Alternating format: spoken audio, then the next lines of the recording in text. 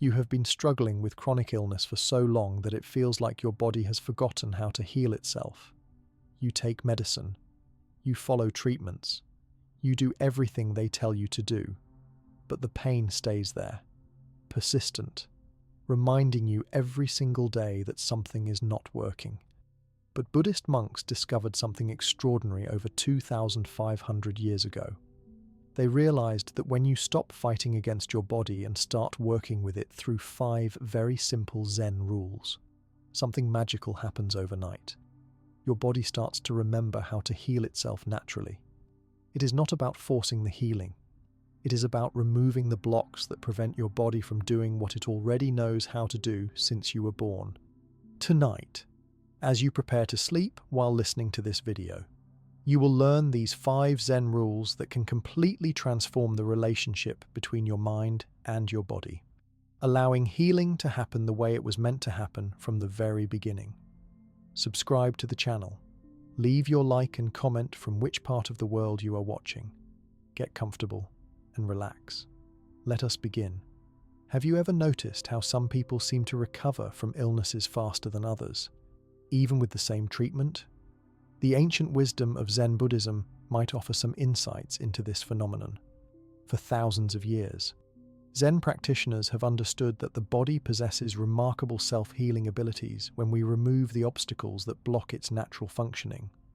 Zen Buddhism emerged as a school of Mahayana Buddhism in China during the 6th century before spreading throughout East Asia. At its core, Zen philosophy emphasizes direct experience over intellectual knowledge, suggesting that true understanding comes through practice rather than theory alone. This practical approach extends to how Zen views health and healing. The fundamental principle in Zen healing philosophy is the recognition of the inseparable connection between mind and body.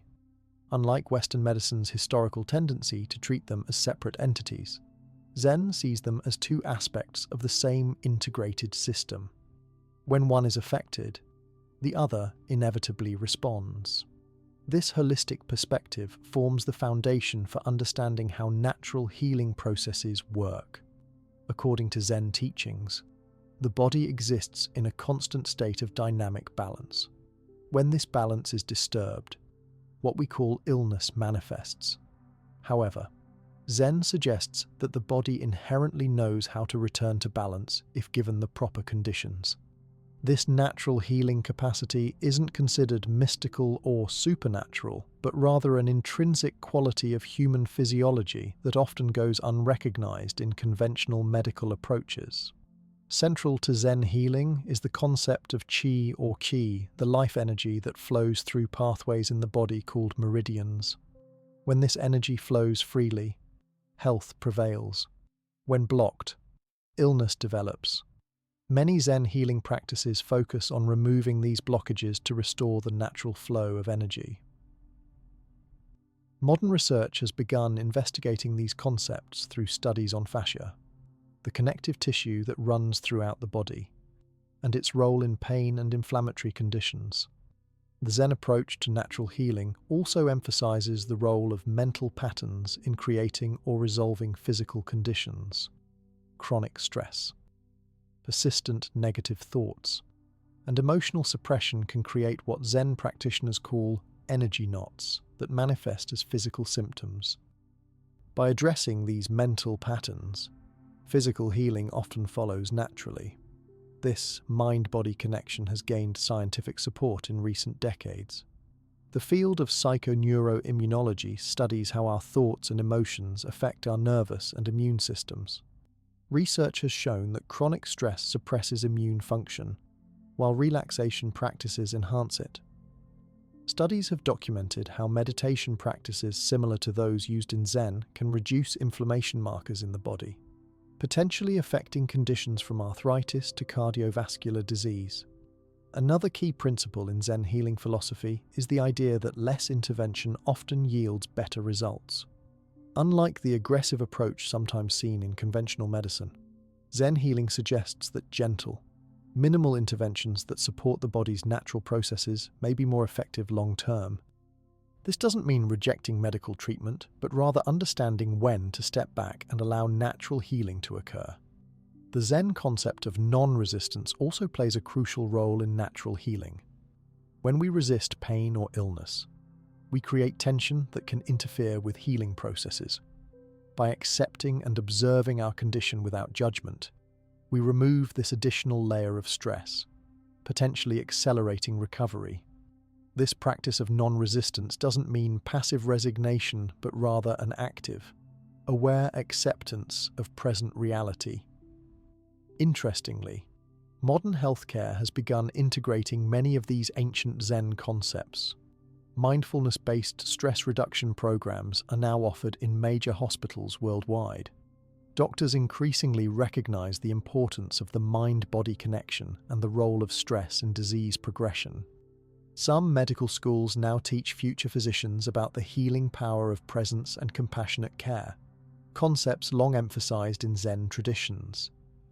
Time also plays a different role in Zen healing philosophy compared to modern medicine's often urgent timeline expectations. Zen recognizes that natural healing processes have their own rhythm that cannot always be accelerated. This patient perspective can be particularly valuable for those with chronic conditions who may benefit from accepting the natural pace of healing rather than constantly fighting against it. The environment is another factor that Zen philosophy considers essential to natural healing. Traditional Zen spaces are designed to create harmony, with minimal distractions and a connection to nature. These environments reduce sensory overload, allowing the nervous system to shift from fight or flight mode to rest and digest state, where healing processes dominate. Modern hospitals have begun incorporating these design principles, creating more healing-friendly environments with natural light, plants, and reduced noise. Ultimately, the Zen approach to natural healing doesn't reject modern medicine but offers complementary wisdom that can enhance conventional treatments.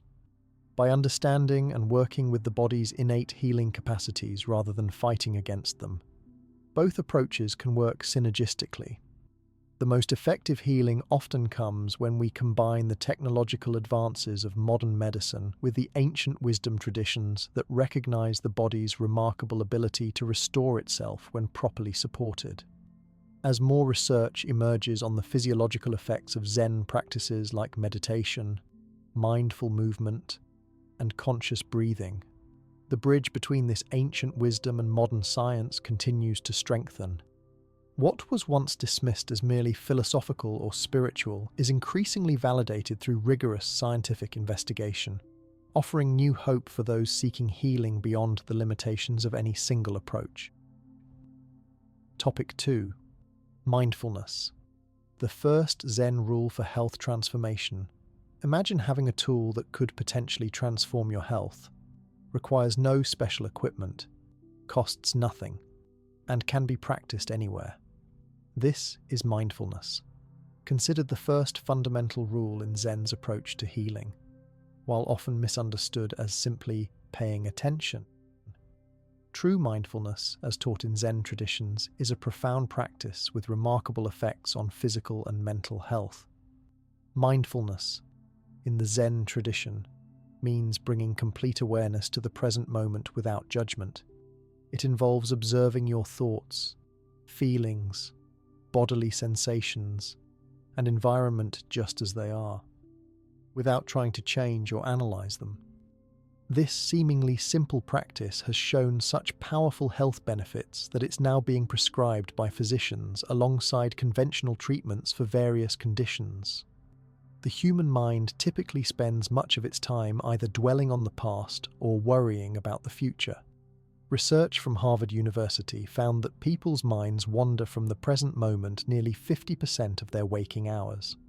This mental time travel isn't merely a philosophical concern, it has direct physiological consequences. When we ruminate on past stresses or anticipate future problems, our bodies respond as if those stresses were happening right now, triggering the release of stress hormones like cortisol and adrenaline. These stress hormones, when chronically elevated, create a cascade of harmful effects throughout the body. They increase blood pressure, suppress immune function, impair digestion, disrupt sleep, and promote chronic inflammation, a condition now recognized as underlying many serious diseases, from heart disease to diabetes to autoimmune disorders. By practicing mindfulness, we interrupt this cycle of stress hormone production, potentially reducing inflammation throughout the body. Brain imaging studies have revealed fascinating changes in the brains of regular mindfulness practitioners. The amygdala, the brain's alarm system that triggers stress responses, actually shrinks with regular practice. Meanwhile, the prefrontal cortex, responsible for higher-order thinking and emotional regulation, becomes thicker and more active. These structural changes help explain why mindfulness practitioners often report feeling less reactive to stressful situations and more able to respond thoughtfully rather than automatically. One of the most powerful aspects of mindfulness for health transformation is its ability to help us recognize unconscious patterns that may be contributing to illness. Many of us have habitual ways of responding to certain triggers, perhaps tensing specific muscles when anxious, holding our breath when concentrating, or reaching for unhealthy foods when upset. These patterns often operate below our conscious awareness until mindfulness shines a light on them. Once recognized, these patterns can be changed. For people living with chronic pain, mindfulness offers particularly valuable benefits. Research has shown that mindfulness meditation can be as effective as some medications for pain management. This doesn't happen because mindfulness eliminates the physical sensation of pain, but rather because it changes our relationship to pain. By observing pain sensations with curiosity rather than resistance, practitioners often report that the suffering associated with pain diminishes significantly, even when the sensation itself remains. Practicing mindfulness regularly also enhances body awareness, what scientists call interoception. This heightened sensitivity to internal bodily signals allows people to notice subtle changes in their condition before they develop into more serious problems. Many mindfulness practitioners report becoming aware of early warning signs from their bodies: tension building, digestive changes, energy fluctuations, allowing them to take preventive measures before full-blown symptoms develop. The beauty of mindfulness as a health practice lies in its accessibility. While formal meditation is one way to develop mindfulness, it can also be cultivated through everyday activities. Mindful eating involves paying full attention to the sensory experience of food, its taste, texture, smell, and the body's responses. Mindful movement practices like walking, yoga, or Tai Chi bring awareness to physical sensations and breath. Even routine activities like showering or washing dishes can become mindfulness practices when done with full attention. For beginners, mindfulness often starts with bringing attention to the breath. The breath serves as an anchor, always available in the present moment.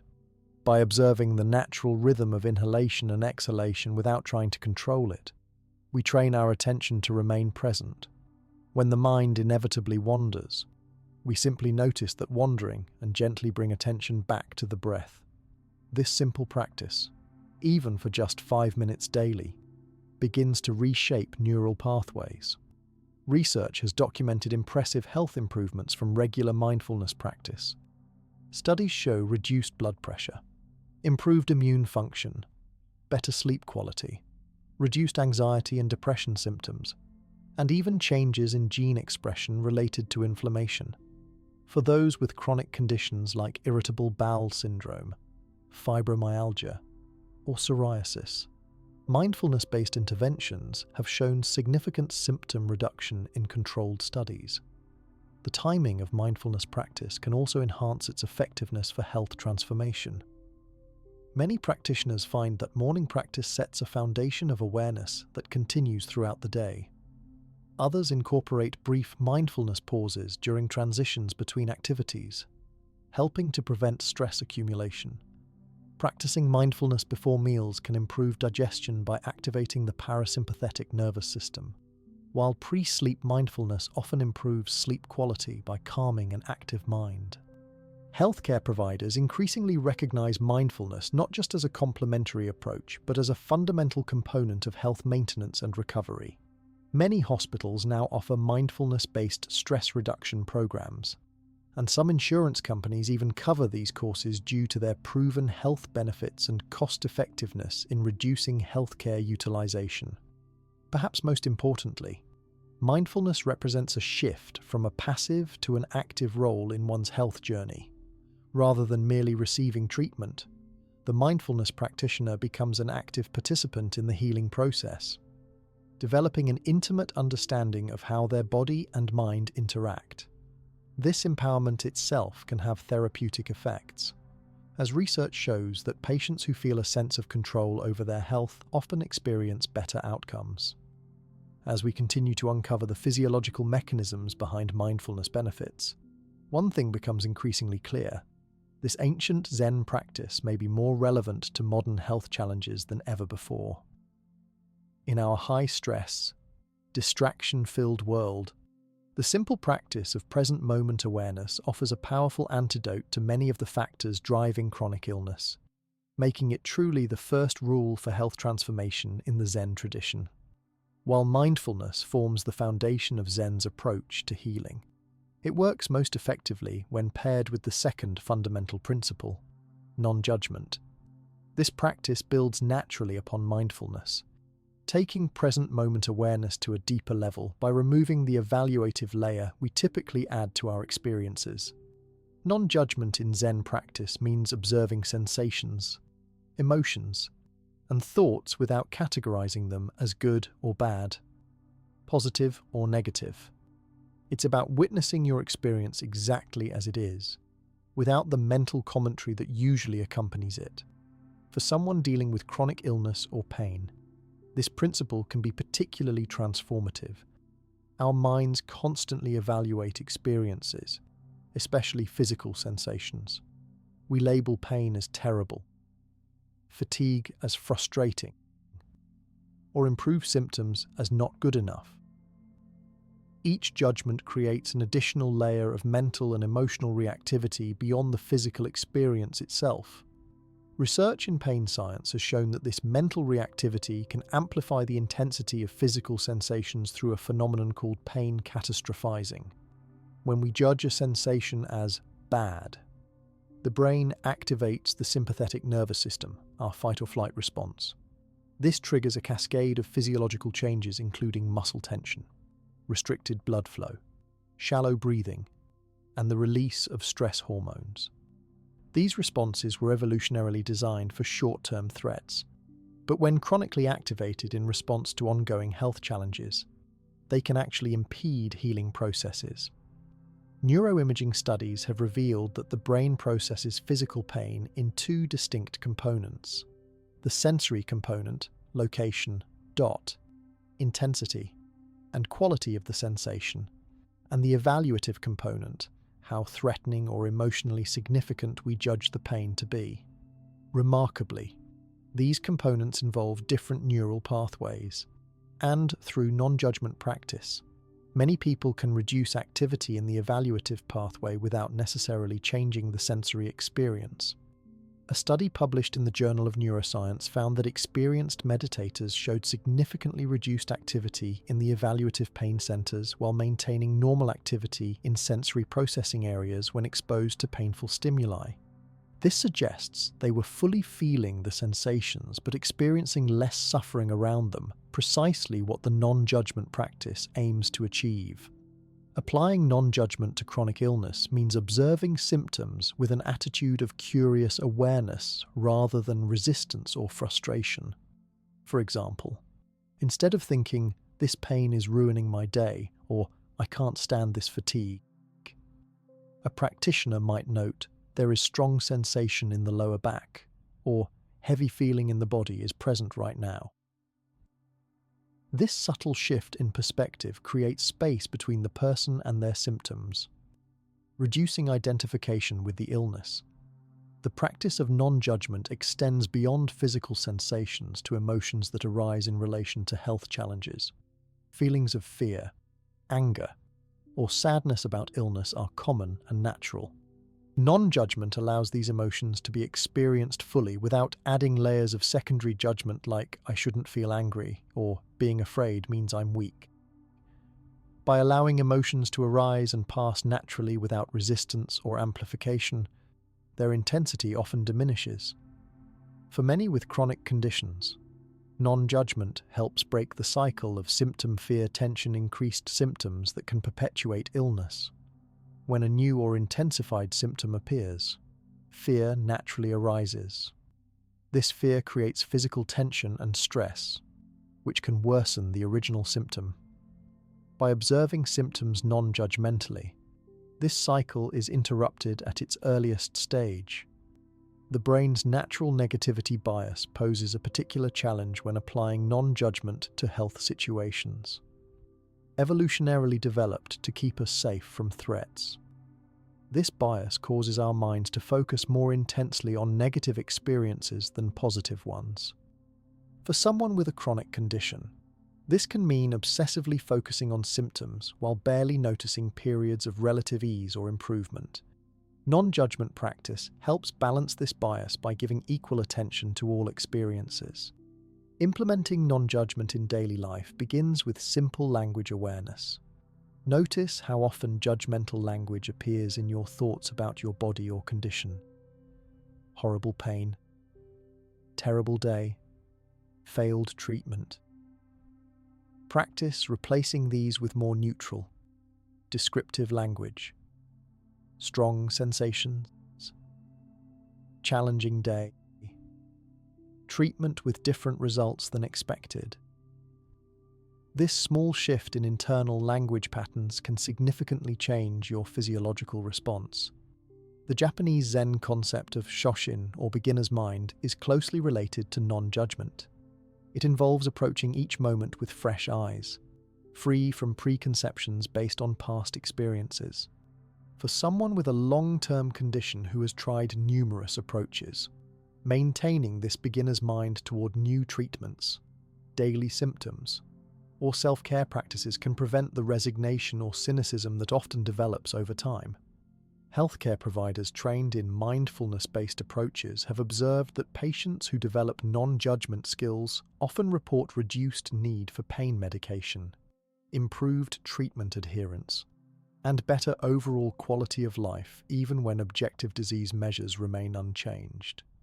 This highlights how much of our suffering comes from our relationship to symptoms rather than the symptoms themselves. Brain research provides further evidence for non-judgment's effectiveness.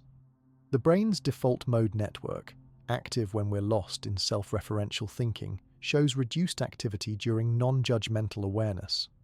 This network is often hyperactive in conditions involving rumination and excessive self-criticism, including depression that commonly accompanies chronic illness.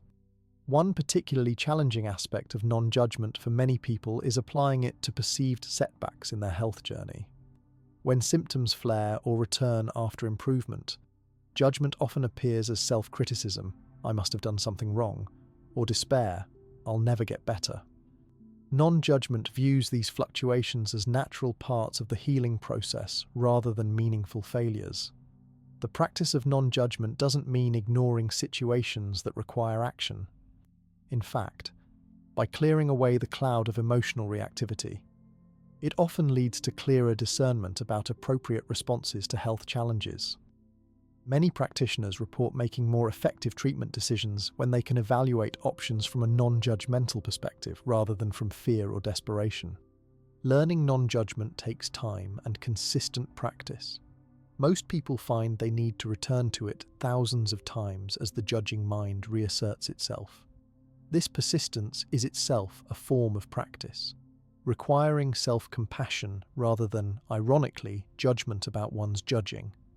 With continued practice, non-judgment gradually becomes more natural, creating space for the body's innate healing capacities to function optimally. This foundation of non-judgment naturally opens the door to the third essential Zen principle for healing, detachment. While closely related to non-judgment, detachment takes the practice deeper by addressing how we identify with and cling to particular outcomes, expectations, and self-concepts related to health and illness.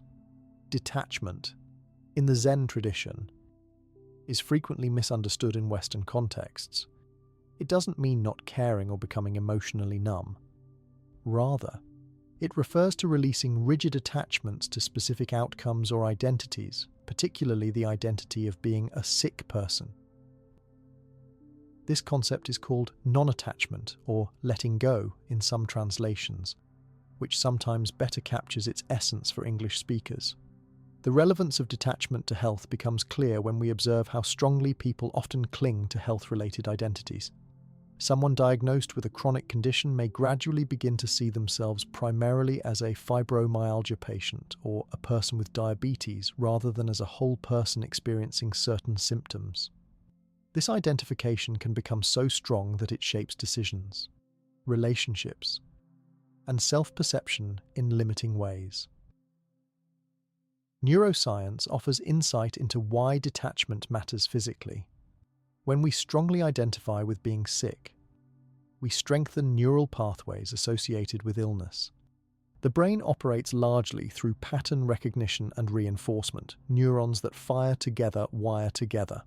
Strong emotional investment in the sick identity can actually reinforce symptom-producing neural patterns in what scientists call a self-fulfilling prophecy at the neurological level.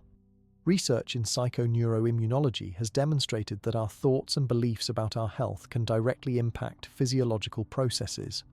Studies show that patients with the same objective disease severity often have dramatically different experiences based partly on their degree of attachment to the illness identity. Those who maintain a sense of self separate from their disease typically report better quality of life and sometimes show better medical outcomes. Practicing detachment includes releasing specific expectations about how healing should occur. Many people approach health recovery with very fixed ideas about acceptable timelines, methods, or end results. This attachment to particular paths can create enormous stress when reality inevitably differs from expectations. Detachment allows for openness to unexpected forms of healing and improvement that might otherwise be missed. This doesn't mean abandoning health goals or desired outcomes. Instead, it suggests holding these preferences lightly, without white-knuckling through the process. Zen teachers often use the metaphor of holding something precious, like a bird, firmly enough that it doesn't fall, but gently enough that it isn't crushed. This balanced approach to health goals, caring deeply while holding lightly, reduces the stress that often impedes healing. For many people with chronic conditions, attachment to their pre-illness identity causes significant suffering. Thoughts like, "I used to be so active," or "I should be able to work full-time like before," create a constant sense of falling short. Detachment practice involves acknowledging these thoughts while recognizing that clinging to past identities or capabilities creates additional suffering beyond the physical symptoms themselves. The concept of impermanence, anicca in Buddhist terminology, forms a philosophical foundation for detachment. Everything constantly changes, including symptoms, capacities, treatments, and the body itself. By recognizing and accepting this fundamental impermanence, we can more easily release attachment to any particular state of health or illness as permanent. This perspective often brings tremendous relief to those who have viewed their condition as fixed and unchangeable. Psychologically, detachment creates resilience during the inevitable ups and downs of any health journey. Without rigid attachment to feeling a certain way, temporary setbacks become just that, temporary experiences rather than devastating failures. This emotional stability conserves energy that would otherwise be spent on dramatic emotional swings, making more resources available for physical healing processes. Studies of the placebo effect demonstrate the power of detachment in unexpected ways. Research shows that people strongly attached to specific treatments or outcomes often experience disappointment that can trigger negative physiological responses, even when objective improvement occurs. Those practicing detachment while remaining engaged in treatment often report more satisfaction with their progress and demonstrate better physiological markers. Practicing detachment in daily life might involve noticing thoughts like, "I must recover completely," or "I can't handle this pain getting worse," and recognizing them as attachments to particular outcomes. Rather than fighting these thoughts, a practitioner would acknowledge them and gently release the grip they have on the mind, returning to the present moment and its actual experience rather than feared or demanded futures. For many with chronic conditions, social media and support groups can inadvertently strengthen attachment to illness identity. While these resources provide valuable support, they can sometimes reinforce seeing oneself primarily through the lens of diagnosis. Practicing detachment might mean mindfully limiting engagement with illness-focused communities or balancing them with activities and relationships that highlight other aspects of identity. The workplace presents particular challenges for detachment practice. Many people strongly attach to professional identities and capabilities, making health limitations in this area especially difficult to accept. Detachment might involve finding value and meaning in adapted work roles or discovering new forms of contribution outside traditional definitions of productivity. Interestingly, studies of long-term meditators show that areas of the brain associated with self-referential thinking, the posterior cingulate cortex and medial prefrontal cortex, become less active during detachment practices. This suggests that the sense of being a solid, unchanging self, including identification as a sick person, may be partly maintained by specific brain networks that can be modified through practice.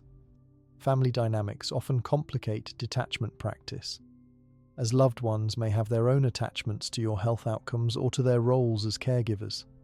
Open conversations about practicing detachment can help family members understand this approach is not resignation or giving up, but rather a skillful way of reducing suffering while allowing natural healing processes to work. Ultimately, detachment practice creates a profound paradox that many healing traditions recognize. Sometimes we must fully accept our current situation, without demanding it be different, before change becomes possible. By releasing the exhausting effort of constantly fighting against what is, we free enormous amounts of energy that the body can redirect toward healing and regeneration processes.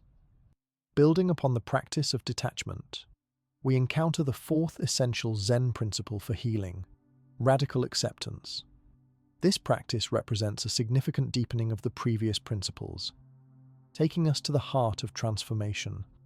While detachment involves letting go of rigid identifications and expectations, radical acceptance asks us to fully embrace our current reality exactly as it is. Radical acceptance is often misunderstood as passive resignation or giving up. In the Zen tradition, it's quite the opposite. It's an active, courageous facing of reality without resistance. This distinction is crucial for health applications. Resignation says, "There's nothing I can do, so I give up." Radical acceptance says, "This is what's happening right now, and I can fully acknowledge it without fighting against it." For someone living with chronic illness, this might mean genuinely acknowledging, "Right now, I have limited energy. These symptoms are present today," or "This treatment hasn't worked as I hoped." The radical part comes from accepting even the difficult, painful, or disappointing aspects of our experience that we would naturally prefer to deny or reject. The neuroscience behind acceptance reveals why this practice can be physically transformative. When we resist our current experience, the brain registers this resistance as a threat, triggering the amygdala to activate stress responses throughout the body. These responses include elevated cortisol, increased muscle tension, shallow breathing, and reduced blood flow to digestive and repair systems, all physiological states that impede healing. Research at the University of Toronto found that people who practiced acceptance of chronic pain showed reduced activity in brain regions associated with emotional distress and suffering. Even when the physical sensation remained unchanged, their brain scans resembled those of people experiencing much less severe pain, despite similar stimuli. This phenomenon highlights a counterintuitive truth. Resistance to pain or illness often creates a second layer of suffering beyond the physical sensations themselves. When we fight against what is already happening, we add psychological anguish to physical discomfort. Radical acceptance removes this second layer, often resulting in significant reduction in overall suffering. For the nervous system, acceptance signals safety. When we stop battling our current reality, the brain can shift from sympathetic dominance, fight or flight, to parasympathetic activation, rest and digest. This physiological shift creates the internal conditions most conducive to healing, allowing the body to allocate energy toward repair rather than defense. Many patients with conditions like fibromyalgia, chronic fatigue syndrome, or autoimmune disorders report a profound turning point in their healing journey when they finally fully accepted their diagnosis after periods of denial or bargaining. This acceptance didn't mean they stopped seeking improvement, but rather that they stopped expending precious energy fighting against their current reality. Interestingly, medical professionals have observed that acceptance often precedes unexpected improvements in health status. Many documented cases of remarkable recoveries began when the person reached a state of complete acceptance of their situation. This paradox, that accepting a condition can be the first step to transforming it, is central to the Zen approach to healing.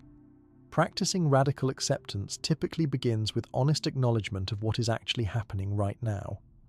This means moving beyond both denial, "it's not that bad," and catastrophizing, "this is the worst thing ever," to a clear, balanced recognition of current reality.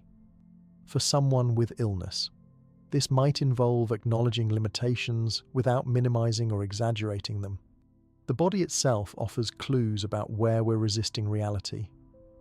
Tension in the jaw, shoulders, or abdomen often indicates areas where we're physically fighting against what is.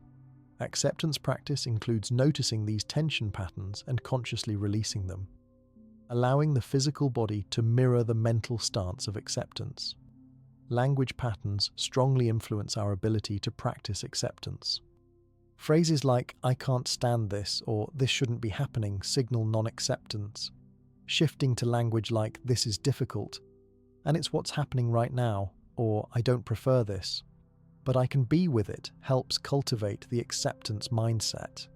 For those with progressive or terminal conditions, radical acceptance takes on profound importance. Studies of patients in palliative care settings show that those who reach acceptance typically experience less physical pain, require less medication, and report higher quality of life in their remaining time. This doesn't mean they welcome their condition, but rather that they've stopped exhausting themselves by fighting an unwinnable battle against reality. One powerful technique for developing acceptance involves the practice of saying yes to what is already happening. This doesn't mean approving of it or wanting it, but simply acknowledging its reality. For example, if pain is present, mentally noting, "Yes, pain is here," rather than "No, I don't want this pain." This subtle shift from resistance to acknowledgement often creates an immediate sense of spaciousness and reduced suffering. The health benefits of acceptance extend beyond subjective experience. Research shows that acceptance-based interventions can lead to measurable improvements in physical health markers. A study of diabetes patients found that those who practiced acceptance of their condition showed better glycemic control than those who remained in states of denial or resistance, even when both groups followed identical treatment protocols. Acceptance also creates space for clearer decision-making about health interventions. When we're caught in resistance or denial, our choices about treatment are often clouded by emotional reactivity rather than clear discernment. From a place of acceptance, many patients report making more effective treatment decisions, knowing when to pursue aggressive intervention versus when to allow natural processes to unfold. For healthcare providers, recognizing where a patient falls on the spectrum from denial to acceptance can guide more effective support. Attempting to implement lifestyle changes or treatment plans while a patient remains in non-acceptance often leads to poor adherence and frustration for both provider and patient. As with all Zen principles, radical acceptance is not achieved once and forever, but is practiced moment by moment. Even those with decades of practice find themselves moving between acceptance and resistance throughout their health journey. The practice isn't about perfection, but about the willingness to continually return to acceptance whenever resistance is noticed. The power of radical acceptance lies in its ability to transform our relationship with challenging experiences without requiring the experiences themselves to change first. In doing so, it creates the psychological and physiological conditions that make positive change more possible, offering a path to reduced suffering even when complete physical healing remains elusive. With the foundation of radical acceptance established, we naturally arrive at the fifth essential Zen principle for healing: compassion. While acceptance creates space for our experience as it is, compassion adds the dimension of kindness and care to that space. These two principles work synergistically. Acceptance allows us to see clearly, while compassion determines how we relate to what we see. Compassion in Zen practice encompasses both self-compassion and compassion for others, with the understanding that these are not separate. For healing purposes, self-compassion often requires particular attention, as many people with health challenges tend to be harshly self-critical about their condition, limitations, or perceived failures in their healing journey. Self-compassion means treating yourself with the same kindness and understanding you would offer a loved one facing similar challenges. It involves recognizing that suffering and imperfection are part of the shared human experience rather than something that sets you apart or indicates personal failure. The physiological effects of compassion practice are remarkable and increasingly well documented. Research at Emory University found that compassion meditation activates brain regions associated with positive emotion and affiliation while reducing activity in threat detection regions. This brain state shift has direct effects on inflammatory processes in the body.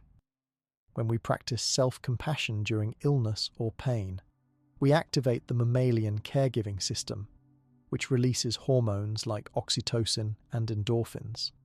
These chemicals have natural anti-inflammatory and pain-reducing properties. In contrast, self-criticism triggers threat responses, releasing stress hormones that increase inflammation and sensitize pain pathways. The vagus nerve, a major component of the parasympathetic nervous system that regulates many internal organ functions, is strongly affected by compassion practice. Studies show that self-compassion exercises increase vagal tone, the activity and responsiveness of this nerve, which improves heart rate variability, digestive function, and immune regulation for autoimmune conditions where the body essentially attacks itself. The parallel with psychological self-attack is striking. Many patients with autoimmune disorders report histories of harsh self-criticism, perfectionism, and difficulty extending kindness to themselves. While self-criticism certainly doesn't cause these conditions, the physiological state it creates can potentially exacerbate immune dysregulation. Research at Stanford University's Center for Compassion and Altruism Research and Education found that compassion training programs led to decreased markers of inflammation like interleukin-6 and C-reactive protein in participants. Since chronic inflammation underlies many health conditions from heart disease to depression to autoimmune disorders, these findings suggest compassion practice may have broad applications across different diagnoses. For those new to self-compassion, the practice often begins with noticing the tone of internal self-talk during challenging times. Many people are shocked to realize they speak to themselves in ways they would never address another person, with criticism, impatience, or even contempt. Simply becoming aware of this harsh inner dialogue is the first step toward changing it. A simple but powerful compassion practice involves placing a hand on the heart or another area of discomfort while offering kind words to yourself. Phrases like, "This is a moment of suffering," and "May I be kind to myself in this difficulty," can activate physiological soothing responses. The physical touch component is important, as it directly signals safety to the nervous system and releases oxytocin. Many people find self-compassion more challenging than compassion for others. Common barriers include beliefs that self-compassion is self-indulgent, will lead to laziness, or isn't deserved. Research actually shows the opposite. Self-compassionate people tend to take more responsibility for their actions, make healthier choices, and show greater resilience after setbacks than those who are self-critical. For healthcare providers, incorporating compassion practices into treatment plans can significantly improve outcomes. Studies show that patients who practice self-compassion demonstrate better treatment adherence, more effective self-care behaviors, and faster recovery from setbacks than those who approach their health from a self-critical perspective. The immune system, which must constantly balance activities of attack against foreign threats with tolerance of the body's own tissues, seems particularly responsive to compassion states. Research suggests that harsh self-judgment may create an internal environment that tips this balance toward greater inflammatory activity and potentially reduced self-tolerance, particularly relevant for autoimmune conditions. Practical application of compassion in daily life with chronic illness might include gently acknowledging disappointment when symptoms flare rather than adding self-blame. Of course I feel disappointed. This is really hard versus I should be handling this better. It might mean adjusting expectations based on current capacity rather than driving yourself beyond reasonable limits. It includes celebrating small improvements rather than focusing exclusively on how far you remain from ideal health. For those with trauma histories, which are surprisingly common among people with certain chronic health conditions, compassion practice can be particularly therapeutic. Trauma often instills deep patterns of self-blame and shame that perpetuate stress responses in the body. Compassion directly counters these patterns, creating safety signals that can help release trauma-related physical holding patterns. The relationship between healthcare providers and patients also benefits from compassion practice. Studies show that when doctors and other practitioners approach patients with genuine compassion, treatment outcomes improve across nearly all measures. Patients feel more understood, demonstrate better adherence to recommendations, and often require less medication for symptom management. Remarkably, compassion practice benefits extend beyond the individual to affect their social environment. Research shows that compassionate states are somewhat contagious, influencing the emotional and physiological states of those nearby. For someone with chronic illness, cultivating self-compassion can actually help create a more supportive healing environment by influencing how others relate to them. Modern neuroscience has revealed that we have an innate compassion instinct through the discovery of mirror neurons that allow us to resonate with others' experiences. This biological capacity for compassion suggests it's not just a nice spiritual quality but a fundamental aspect of our neurological design that can be strengthened through practice, much like building a muscle. The integration of compassion with the previous Zen principles creates a powerful framework for approaching health challenges. Mindfulness allows us to see clearly what's happening. Non-judgment helps us experience it without adding evaluative layers. Detachment loosens our grip on fixed outcomes and identities. Radical acceptance embraces reality as it is. And compassion brings kindness to the entire process. Together, these practices create internal conditions where the body's natural healing capacities have the best chance to function optimally. Beyond these 5 foundational Zen principles, specific practices have been developed to directly implement these concepts in daily life. One of the most powerful and accessible of these is conscious breathing. While compassion addresses our emotional relationship with our experience, Zen breathing techniques work directly with the physical body to create immediate changes in our nervous system state.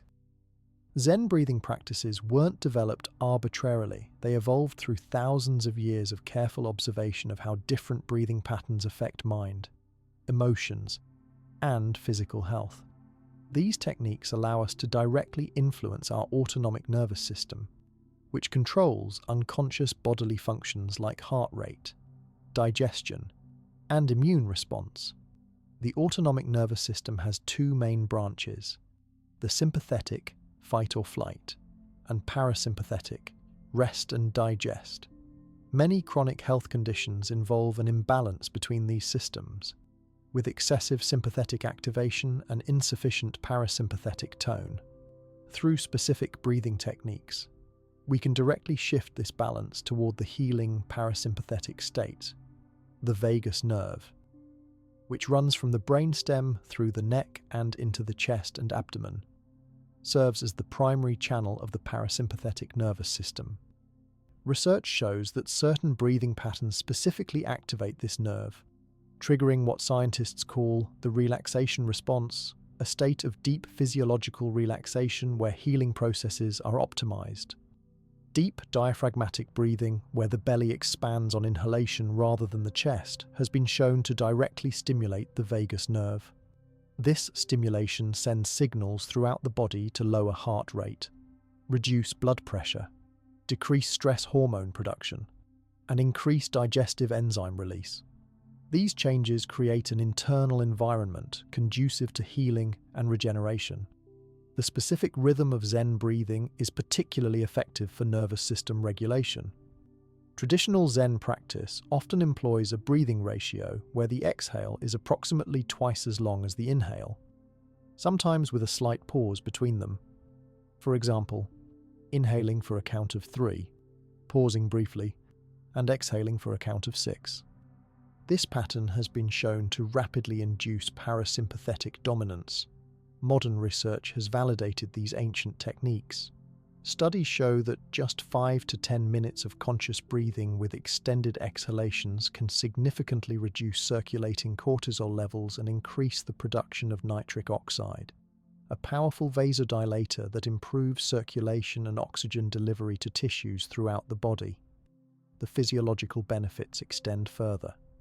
Proper diaphragmatic breathing increases lymphatic flow, enhancing the removal of metabolic waste products from tissues. It improves ventilation in the lower portions of the lungs where the greatest amount of blood flow occurs, optimizing oxygen exchange, and it gently massages the internal organs, improving their function and blood supply. People with inflammatory conditions like arthritis, inflammatory bowel disease, or autoimmune disorders often unconsciously adopt shallow, rapid breathing patterns that perpetuate the stress response. Simply bringing awareness to and transforming these patterns can create significant symptom improvement. Many patients report reduced pain, improved digestion, and increased energy after incorporating Zen breathing techniques into their daily routines. Beyond these physical effects, conscious breathing serves as a powerful anchor for bringing a wandering mind back to the present moment, directly supporting the mindfulness principle we discussed earlier. The breath is always happening now, making it an ideal focus for present moment awareness.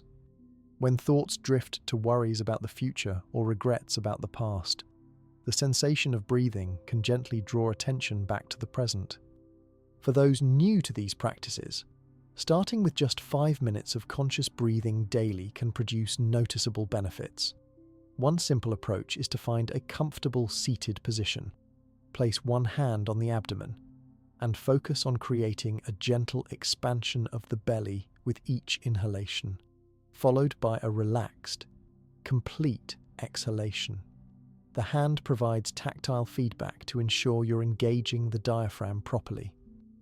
Many people find that morning and evening breathing sessions create bookends to the day, setting a calm tone in the morning and releasing accumulated tension in the evening.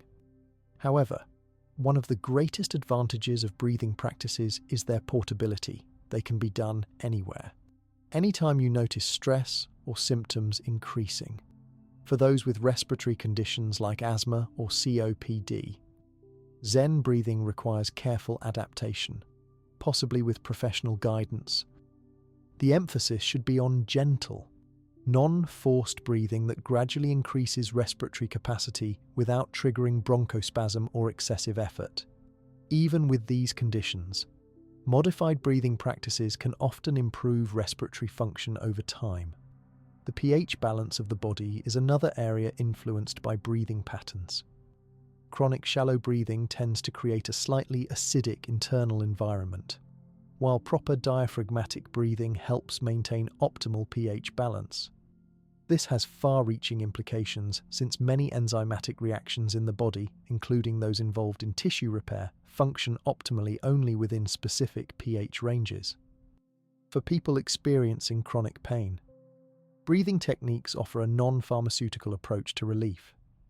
Slow, deep breathing activates the body's internal pain modulation systems, increasing the release of endorphins and enkephalins, natural pain-relieving compounds. Many pain management programs now incorporate breathing techniques as core components of their protocols.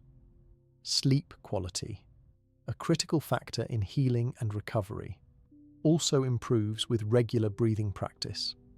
The parasympathetic activation achieved through conscious breathing counteracts insomnia, promoting stress responses.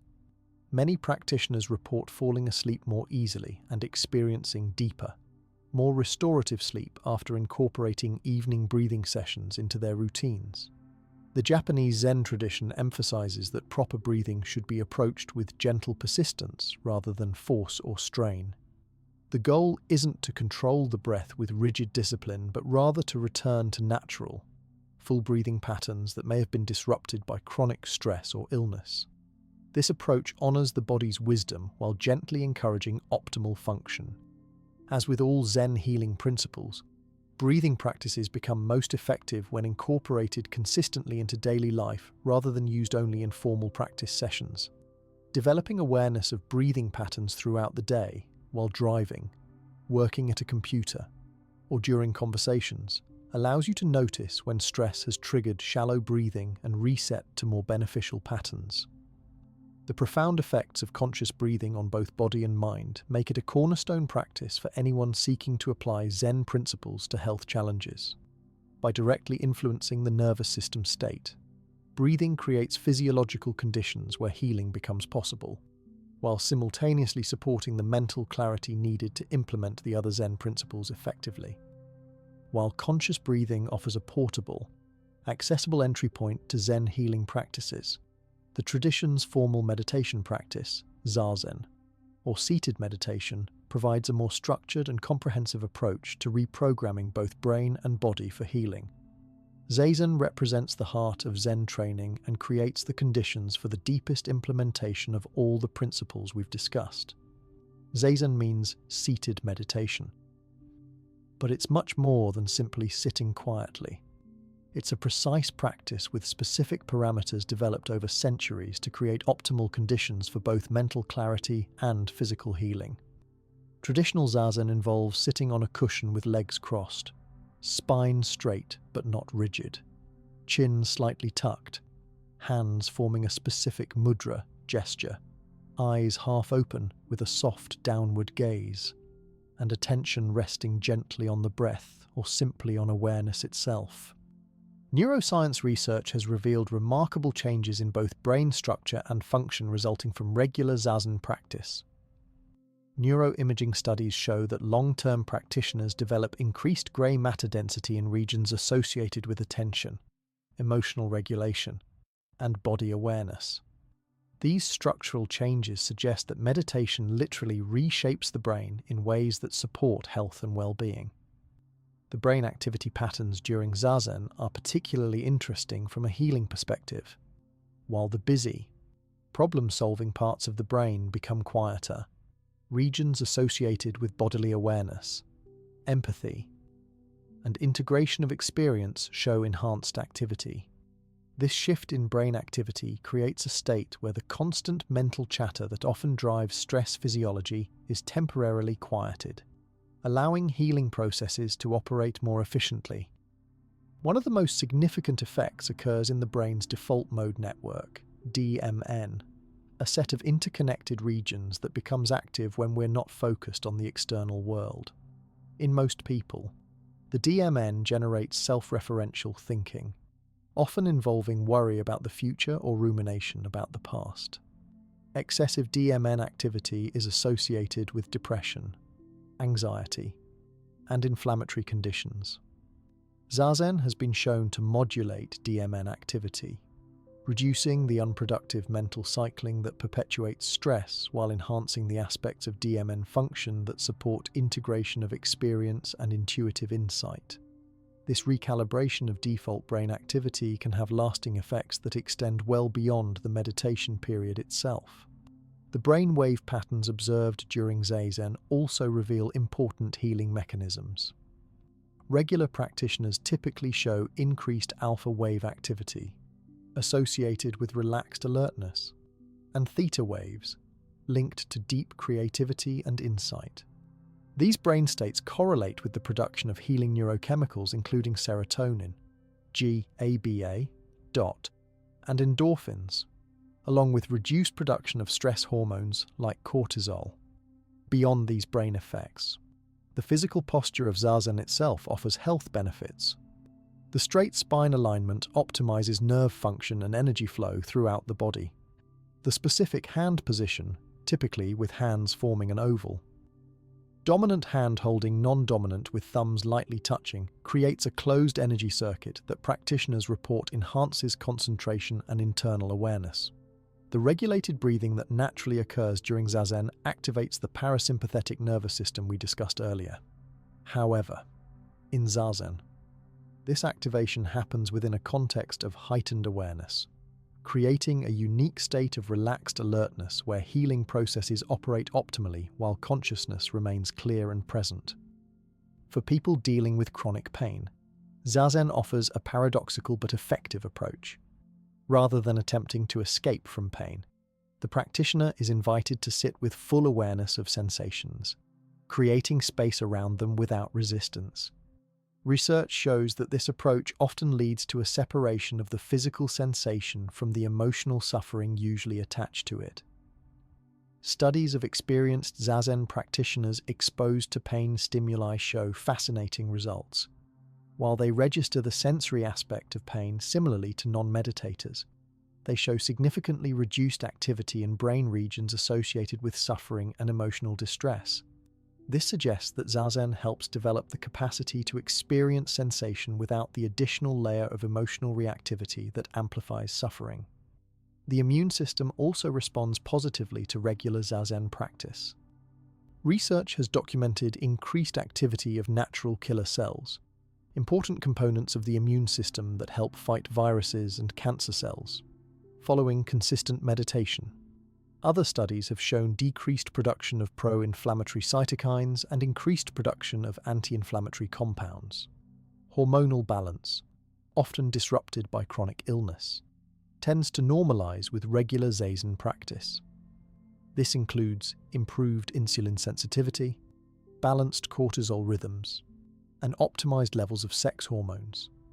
These hormonal shifts create systemic effects throughout the body, potentially benefiting conditions from diabetes to autoimmune disorders. The digestive system, intimately connected to the nervous system through the gut-brain axis, also benefits from Zazen. The parasympathetic activation and reduced stress response improve digestive function, nutrient absorption, and gut microbiome health. Many practitioners report improved digestion and reduced gastrointestinal symptoms after establishing a regular practice. Even beginners can experience meaningful benefits from short Zazen sessions. Research suggests that just 10 minutes of daily practice can produce measurable improvements in attention, stress levels, and immune function. These effects tend to deepen and become more stable with consistent practice over time. For those new to Zazen, starting with short sessions of 5 to 10 minutes is recommended, gradually extending the duration as comfort develops. Many beginners find guided introductions helpful for learning the proper posture and approach. Zen centers offer instruction, but many online resources now make basic training accessible to everyone. While traditional Zazen uses a cushion on the floor, those with physical limitations can practice effectively in a chair with some adaptations. The key elements, straight spine, relaxed shoulders, hands in position, and mental approach can be maintained even when the leg position must be modified. Morning practice tends to set a foundation of awareness that influences the entire day, while evening practice helps process the day's experiences and release accumulated tension. Many experienced practitioners maintain both morning and evening sessions to create this beneficial rhythm. The consistency of practice matters more than duration, particularly at the beginning. Research indicates that regular brief sessions produce more significant benefits than occasional longer ones.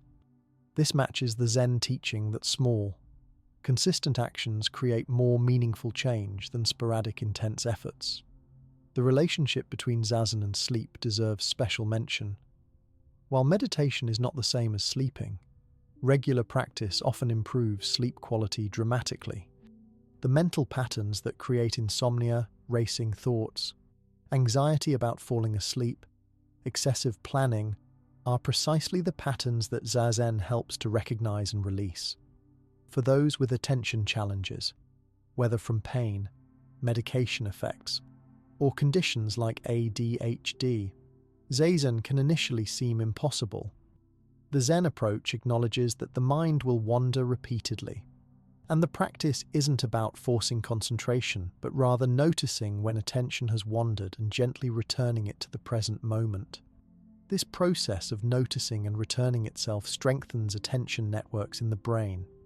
The Zen tradition emphasizes that zazen is not a technique for achieving specific results, but rather a way of manifesting our original wholeness.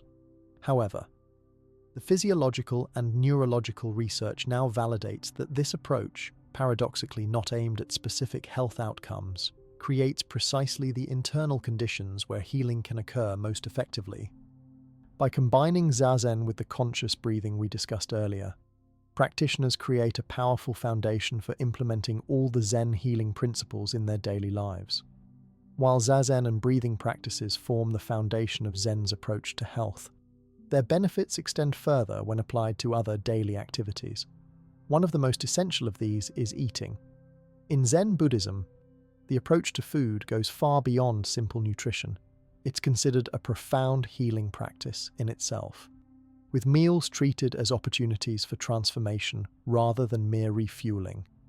In traditional Zen monasteries, meals are taken with the same mindfulness that characterizes meditation practice. Every aspect of eating, from food preparation to consumption to cleaning up afterward, is considered part of the spiritual path with direct implications for physical health. This approach to food as medicine developed over centuries as monks observed the effects of different eating patterns on their meditation practice and overall well-being. The typical Zen diet emphasizes whole, unprocessed foods, predominantly plant-based, that naturally support anti-inflammatory processes in the body.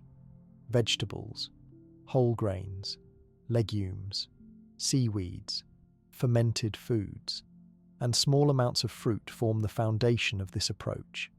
These choices weren't originally based on nutritional science, but on observations of which foods supported sustained energy, mental clarity, and physical health during intensive practice periods. Modern research now validates many aspects of this traditional approach. Studies show that diets rich in minimally processed plant foods reduce inflammatory markers like C-reactive protein and interleukin-6. These markers are elevated in many chronic conditions including heart disease, diabetes, arthritis, and autoimmune disorders. The fiber in whole plant foods also supports a healthy gut microbiome, increasingly recognized as fundamental to overall health and immune function. Beyond food choices, the Zen approach emphasizes how we eat. Meals are taken in silence or with minimal conversation, allowing full attention to the eating experience. Each bite is chewed thoroughly, traditionally between 20 and 50 times before swallowing. This practice improves digestion by allowing digestive enzymes in saliva to begin breaking down carbohydrates, reduces the likelihood of overeating by giving the body time to register fullness signals, and enhances the absorption of nutrients. The physiological benefits of this approach are significant. Eating in a calm, attentive state activates the parasympathetic nervous system, which optimizes digestive function. Digestive enzymes flow more abundantly, stomach acid is produced in appropriate amounts, and intestinal motility improves. In contrast, eating while stressed, distracted, or rushed activates the sympathetic nervous system, which diverts blood flow away from the digestive organs and suppresses digestive secretions, potentially leading to indigestion, malabsorption, and inflammation. An essential principle in Zen eating is known as hara hachibu, a Confucian teaching practiced in Zen monasteries that instructs practitioners to eat until they are about 80% full. This practice of moderate eating has been associated with the longevity observed in Okinawan populations who traditionally followed this guideline. Research confirms that slight caloric restriction without malnutrition supports cellular repair mechanisms, reduces oxidative stress, and may extend lifespan for those with digestive disorders like irritable bowel syndrome, inflammatory bowel disease, or acid reflux. The Zen eating approach offers practical benefits. Many patients report significant symptom improvement when they slow down, chew thoroughly, eat in peaceful environments, and stop before feeling completely full. These simple changes can sometimes reduce symptoms more effectively than medications by addressing the underlying patterns that contribute to digestive distress. The practice of expressing gratitude before meals, common in Zen traditions, has also been shown to affect digestion positively. This brief moment of appreciation activates the parasympathetic nervous system, creating an optimal state for digestion before the first bite is taken. Studies show that positive emotional states during meals correlate with improved digestive enzyme secretion and nutrient absorption. Zen monasteries traditionally observe formal meal practices called oryoki, which involve specific eating bowls, precise arrangements, and ritualized movements. While this formal practice might not be practical for most people's daily lives, its principles can be adapted. Setting a proper place for eating without distractions, arranging food thoughtfully, and bringing full attention to the meal all help transform eating from a mindless activity into a healing practice. The Zen approach to food also emphasizes awareness of how different foods affect individual bodies. Practitioners are encouraged to notice how energy levels, clarity of mind, emotional states, and physical symptoms shift in response to different foods. This personalized awareness allows for dietary choices based on direct experience rather than external rules or generic recommendations. Seasonal eating is another important aspect of the Zen approach to food as medicine. Traditional Zen diets change throughout the year, with warming, cooked foods emphasized in winter and lighter, cooling foods in summer. This principle recognizes that the body's needs change with the seasons and environmental conditions. Modern research in chronobiology supports this approach, showing that metabolism and hormone production vary seasonally, suggesting that dietary needs do indeed change throughout the year. For those dealing with inflammatory conditions, the Zen emphasis on simple, unprocessed foods can be particularly beneficial. Highly processed foods containing refined carbohydrates, industrial seed oils, and artificial additives have been linked to increased inflammation and exacerbation of many chronic conditions. The clean, simple Zen diet naturally eliminates many of these inflammatory triggers. Tea consumption also holds a special place in Zen traditions, with green tea in particular being valued for both its meditative qualities and health benefits. Modern research confirms that the L-theanine in green tea promotes a state of calm alertness that supports meditation practice, while its polyphenols have anti-inflammatory and antioxidant properties that may protect against numerous chronic diseases. Implementing mindful eating doesn't require adopting a complete Zen lifestyle. Even incorporating one mindful meal per day, or simply the first few bites of each meal eaten with full attention, can begin to transform your relationship with food and its effects on your health. Many people find that breakfast, often eaten alone, provides an ideal opportunity to practice mindful eating before the day's distractions begin. As with other Zen practices, The approach to food emphasizes the middle way, neither indulgence nor asceticism. Food is appreciated and enjoyed fully, but without attachment or craving. This balanced relationship with eating supports physical health while also addressing the psychological aspects of food that can lead to disordered eating patterns like emotional eating, binge eating, or restrictive eating.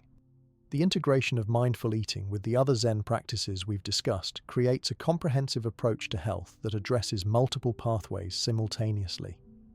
The clear mind cultivated through Zazen helps maintain awareness during meals. The regulated breathing practiced during formal sessions naturally extends to eating, supporting optimal digestion. The non-judgment and compassion principles prevent the guilt and shame that often surround eating in modern culture.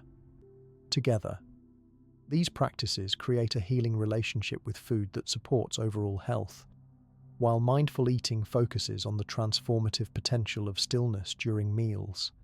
The Zen tradition also recognizes the healing power of mindful movement. Kinhin, or walking meditation, offers a dynamic counterpart to seated meditation that particularly benefits physical mobility, circulation, and embodied awareness. Traditionally practiced between periods of zazen in Zen monasteries. This practice has significant therapeutic applications for those with mobility challenges or chronic pain conditions.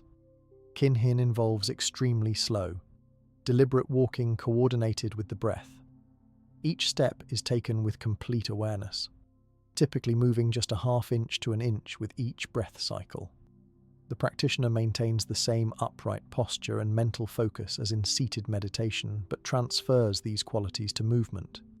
The hands are usually held in a specific position called shashu, with the left hand closed in a loose fist held at the center of the chest and the right hand covering it. This practice creates a unique state that might be described as movement in stillness. The extreme slowness allows for awareness of subtle aspects of walking that normally pass unnoticed, the shifting of weight from heel to toe, the momentary balancing on one foot, the interplay of numerous muscles and joints in what we usually experience as a single automated action. This heightened proprioception, awareness of the body's position in space, has particular benefits for neurological health. From a neurological perspective, Kinhin activates different brain circuits than seated meditation. While Zazen primarily engages regions associated with sustained attention and internal awareness, Kinhin additionally activates motor planning areas, the cerebellum which coordinates movement, and somatosensory regions that process bodily sensation. This comprehensive brain activation creates new neural connections that can help rehabilitate movement patterns disrupted by injury or disease. For people with chronic pain conditions like fibromyalgia, arthritis, or back pain, the slow, controlled nature of Kinhin offers a way to explore movement without triggering pain responses. The heightened awareness allows practitioners to notice subtle tension or bracing patterns that may be contributing to their pain. By observing these patterns without judgment, they can gradually release unnecessary muscle guarding that often persists long after an initial injury has healed. The deliberate slowness of Kinhin also helps reset the nervous system's response to movement. Many chronic pain conditions involve central sensitization, where the brain and spinal cord become hypersensitive to movement signals, interpreting normal motion as threatening or painful. The slow, non-threatening nature of walking meditation helps recalibrate this system, teaching the nervous system that movement can be safe and comfortable. Circulation benefits significantly from Kinhin practice. The rhythmic contraction of leg muscles during walking acts as a secondary pumping system for blood and lymph, improving their flow throughout the body. Mao. For conditions involving poor circulation or fluid retention, like lymphedema, the gentle nature of Kinhin provides movement benefits without the strain or impact of more vigorous exercise. Research has shown that walking meditation produces measurable improvements in balance and stability, particularly important for older adults or those with neurological conditions affecting coordination. The focused attention on weight transfer and the subtle adjustments required to maintain balance strengthen the proprioceptive system and the small stabilizing muscles often neglected in regular activities or conventional exercise programs. For people recovering from stroke or other neurological injuries, the mindful attention to movement in Kinhin can help reconnect mind and body, potentially supporting neuroplasticity, the brain's ability to form new connections and reorganize itself. The slow, deliberate nature allows for conscious participation in movements that may have become difficult, gradually rebuilding neural pathways through focused attention. Practitioners with conditions like multiple sclerosis or Parkinson's disease often report that Kinhin helps them develop greater awareness of how their bodies are actually moving versus how they perceive them to be moving, a disconnect common in these conditions. This improved body awareness allows for more effective compensation strategies and better overall movement quality. The meditative aspect of Kinhin offers psychological benefits alongside physical ones. Many people with chronic pain or mobility limitations develop anxiety about movement, creating a cycle where fear leads to avoidance, which leads to deconditioning and further pain. The calm, non-goal-oriented approach of walking meditation helps break this cycle by creating positive, non-threatening experiences of movement. Unlike conventional physical therapy exercises that typically target specific muscle groups or movements, Kinhin engages the entire body as an integrated system. This holistic approach helps re-establish the natural coordination between different body parts that often becomes disrupted in chronic pain conditions. Patients frequently report improved overall movement fluidity, even when specific measurements of strength or range of motion show only modest changes. Breathing coordination forms an essential component of Kinhin practice. Each step is synchronized with the breath, typically taking one step per breath cycle. This coordination helps regulate the autonomic nervous system during movement, preventing the stress response that often automatically activates when people with chronic pain conditions begin to move. The regulated breathing ensures continued parasympathetic activation, maintaining the body in a state conducive to healing even during activity. The spiritual origins of Kinhin don't diminish its practical therapeutic value. In fact, the mindset developed through this practice, approaching movement with patience, acceptance, and moment-to-moment awareness rather than frustration or goal fixation, creates psychological conditions that complement and enhance physical rehabilitation. This integration of mental approach with physical practice distinguishes Kinhin from conventional exercise therapies. For those unable to walk, modified versions of Kinhin can be practiced. Some practitioners adapt the principles to seated movement meditation, bringing the same quality of attention to small movements of the arms or upper body. Others practice micro-Kinhin, focusing on the subtle movements involved in shifting weight while standing in place. These adaptations make the practice accessible regardless of mobility limitations. Integrating Kinhin with the other Zen healing practices creates a comprehensive approach that addresses both stillness and movement. The mindful eating we discussed supports proper nutrition for energy and tissue repair. Zazen develops the mental focus needed for walking meditation. Breathing practices regulate the nervous system during movement. Together, these practices create an integrated approach to healing that honors the body's need for both rest and activity in appropriate balance. Beyond these physical practices of seated meditation and walking meditation, Zen offers more subtle mental approaches that can profoundly affect health conditions.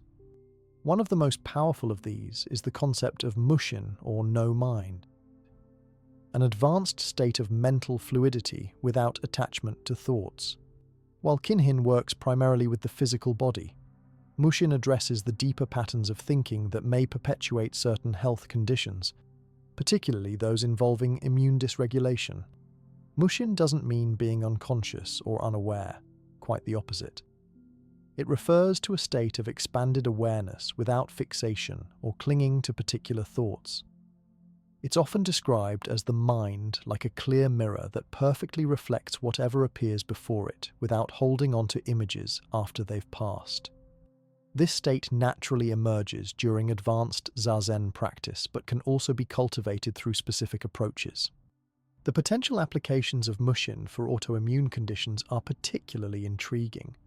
Autoimmune disorders involve the immune system mistakenly attacking the body's own tissues, creating chronic inflammation and tissue damage. Interestingly, this physiological process parallels what happens mentally when we become fixated on repetitive thought patterns. The mind attacks itself through rumination, worry, and self-criticism. Preliminary research suggests interesting correlations between mental states and immune function. Studies have found that states of mental fluidity and reduced rumination correlate with lower levels of inflammatory markers and improved regulation of immune responses. While this research is still emerging, it points to potential mechanisms through which mushin might influence autoimmune processes. People with autoimmune conditions often describe being caught in cycles of obsessive thinking about their illness, researching symptoms constantly, analysing every bodily sensation, and catastrophizing about future deterioration. This mental hyperactivity creates chronic stress that further activates inflammatory pathways, potentially creating a self-perpetuating cycle that worsens the condition. By cultivating mushin, practitioners report experiencing increasing intervals of rest from this obsessive thinking about their condition. These periods allow the nervous system to shift from sympathetic dominance, stress mode, to parasympathetic activation, rest and heal mode, potentially giving the body's regulatory mechanisms a chance to rebalance themselves without constant interference from stress signaling. Neuroscience offers some insights into how this might work. Chronic rumination activates the default mode network of the brain, associated with self-referential thinking. Hyperactivity in this network has been linked to various health issues, including depression and inflammation. Mushin states show reduced DMN activity, potentially interrupting neural patterns associated with immune dysregulation. Cultivating mushin involves specific practices beyond basic meditation. One approach is deliberately observing the spaces between thoughts, the brief moments of mental silence that naturally occur but usually go unnoticed. By gently expanding awareness of these gaps without trying to force or create them, the mind gradually becomes more comfortable with states of non-thinking. Another traditional method involves contemplating koans, paradoxical Zen riddles like, "What is the sound of one hand clapping?" These puzzles deliberately short-circuit the logical, analytical mind since they cannot be solved through conventional thinking. The mind eventually exhausts itself and drops into a different mode of awareness, precisely the mushin state being cultivated. For those with autoimmune conditions, even brief experiences of mushin can provide valuable insights. Many practitioners report moments of clarity where they recognize how their thinking patterns have been contributing to their stress levels and potentially affecting their physical symptoms. This recognition itself can be therapeutic, offering a new perspective on the relationship between mind and illness. It's important to note that mushin isn't about suppressing thoughts related to health or pretending that symptoms don't exist. Rather, it involves developing a different relationship with thinking altogether, recognizing thoughts as temporary mental events rather than absolute truths requiring immediate reaction or elaboration. Medical researchers are becoming increasingly interested in these states of mental fluidity.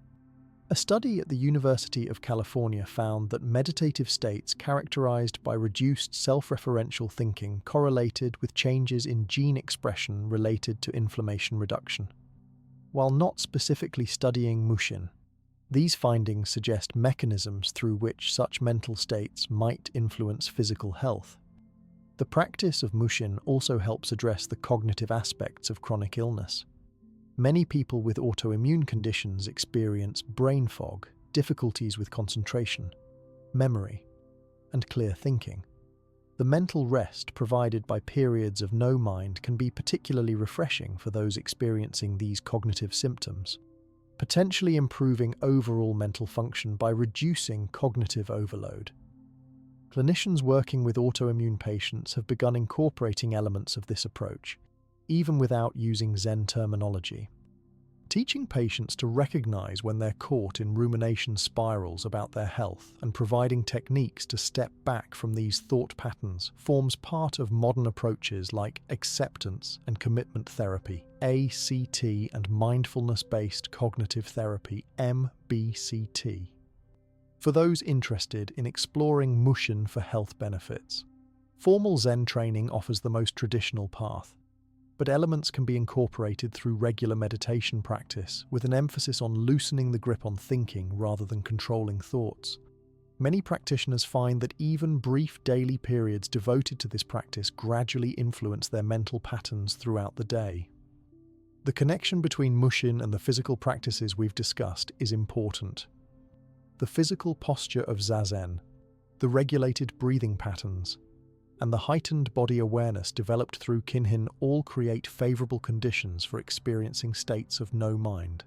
The integrated nature of these practices highlights the Zen understanding that body and mind are not separate entities, but different aspects of the same unified system. As with all Zen approaches to health, Mushin isn't presented as a miracle cure, but as one component of a comprehensive approach to creating conditions where healing becomes more possible. Its effects may be subtle at first, but can deepen significantly with continued practice, potentially influencing health at levels inaccessible to more conventional interventions alone. This non-striving quality of Mushin naturally leads us to another of Zen's most counterintuitive principles for healing, the paradox of non-seeking. While our previous discussion focused on a particular mental state, this principle addresses our overall approach to the healing journey itself, suggesting that ceasing the obsessive pursuit of cure might, paradoxically, make improvement more likely. In mainstream healthcare and popular wellness culture, we're constantly encouraged to fight illness, battle symptoms, and aggressively pursue health improvements. We research treatments exhaustively, try every promising therapy, and measure progress obsessively. While this proactive approach seems logical, Zen suggests it may sometimes create precisely the conditions that impede healing. The paradox of non-seeking recognizes that constant striving for health improvement can create a state of chronic dissatisfaction and stress that undermines the very healing processes we're trying to activate. When we're continuously focused on what's wrong and what needs to change, we generate ongoing stress responses that divert energy from regeneration and repair. This principle is supported by research on the placebo and nocebo effects, powerful demonstrations of how our expectations and mental states can influence physical outcomes. Studies show that our beliefs and anxiety levels significantly impact how we respond to treatments. Negative expectations can trigger physiological responses that worsen symptoms or produce side effects, while positive expectations without anxiety can enhance healing responses. Consider the physiological effects of constantly seeking improvement. This state of striving typically involves elevated stress hormones, muscle tension, shallow breathing, and sympathetic nervous system dominance, all conditions that inhibit optimal healing. The cortisol released during chronic striving directly suppresses immune function and increases inflammation, potentially counteracting the benefits of otherwise helpful treatments. The Zen approach of non-seeking doesn't mean abandoning appropriate medical care or healthy practices. Rather, it suggests performing necessary treatments and self-care without obsessive attachment to specific outcomes or timelines, maintaining attention on the process itself rather than constantly evaluating results. This shift in focus reduces the stress response associated with constant evaluation and potential disappointment. This paradox is captured in the Zen concept of wu-wei, or effortless effort, where effective action emerges naturally from a state of relaxed presence rather than forced striving.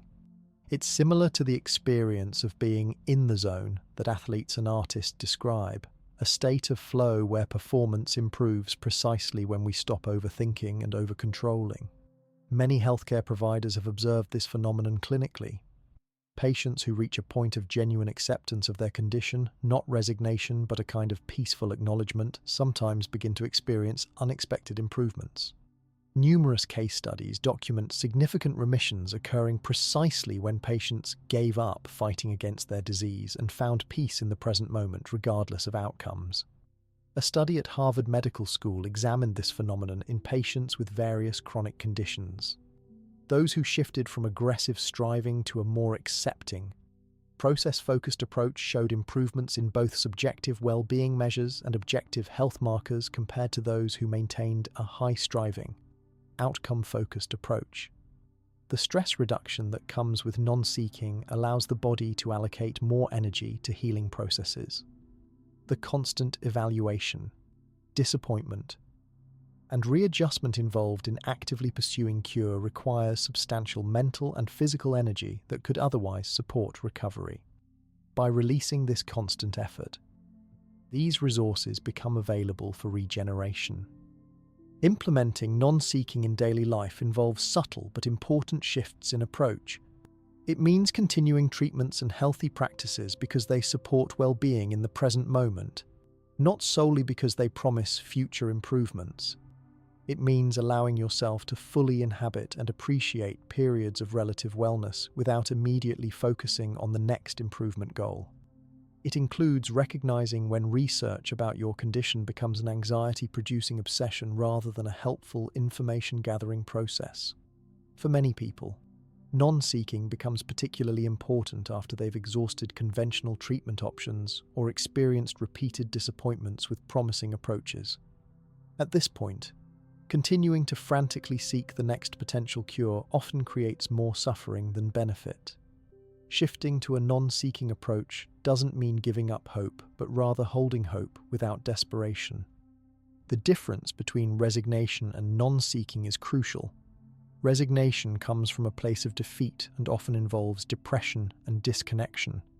Non-seeking, by contrast, involves full engagement with life as it is now, while remaining open to positive change without demanding it on specific terms.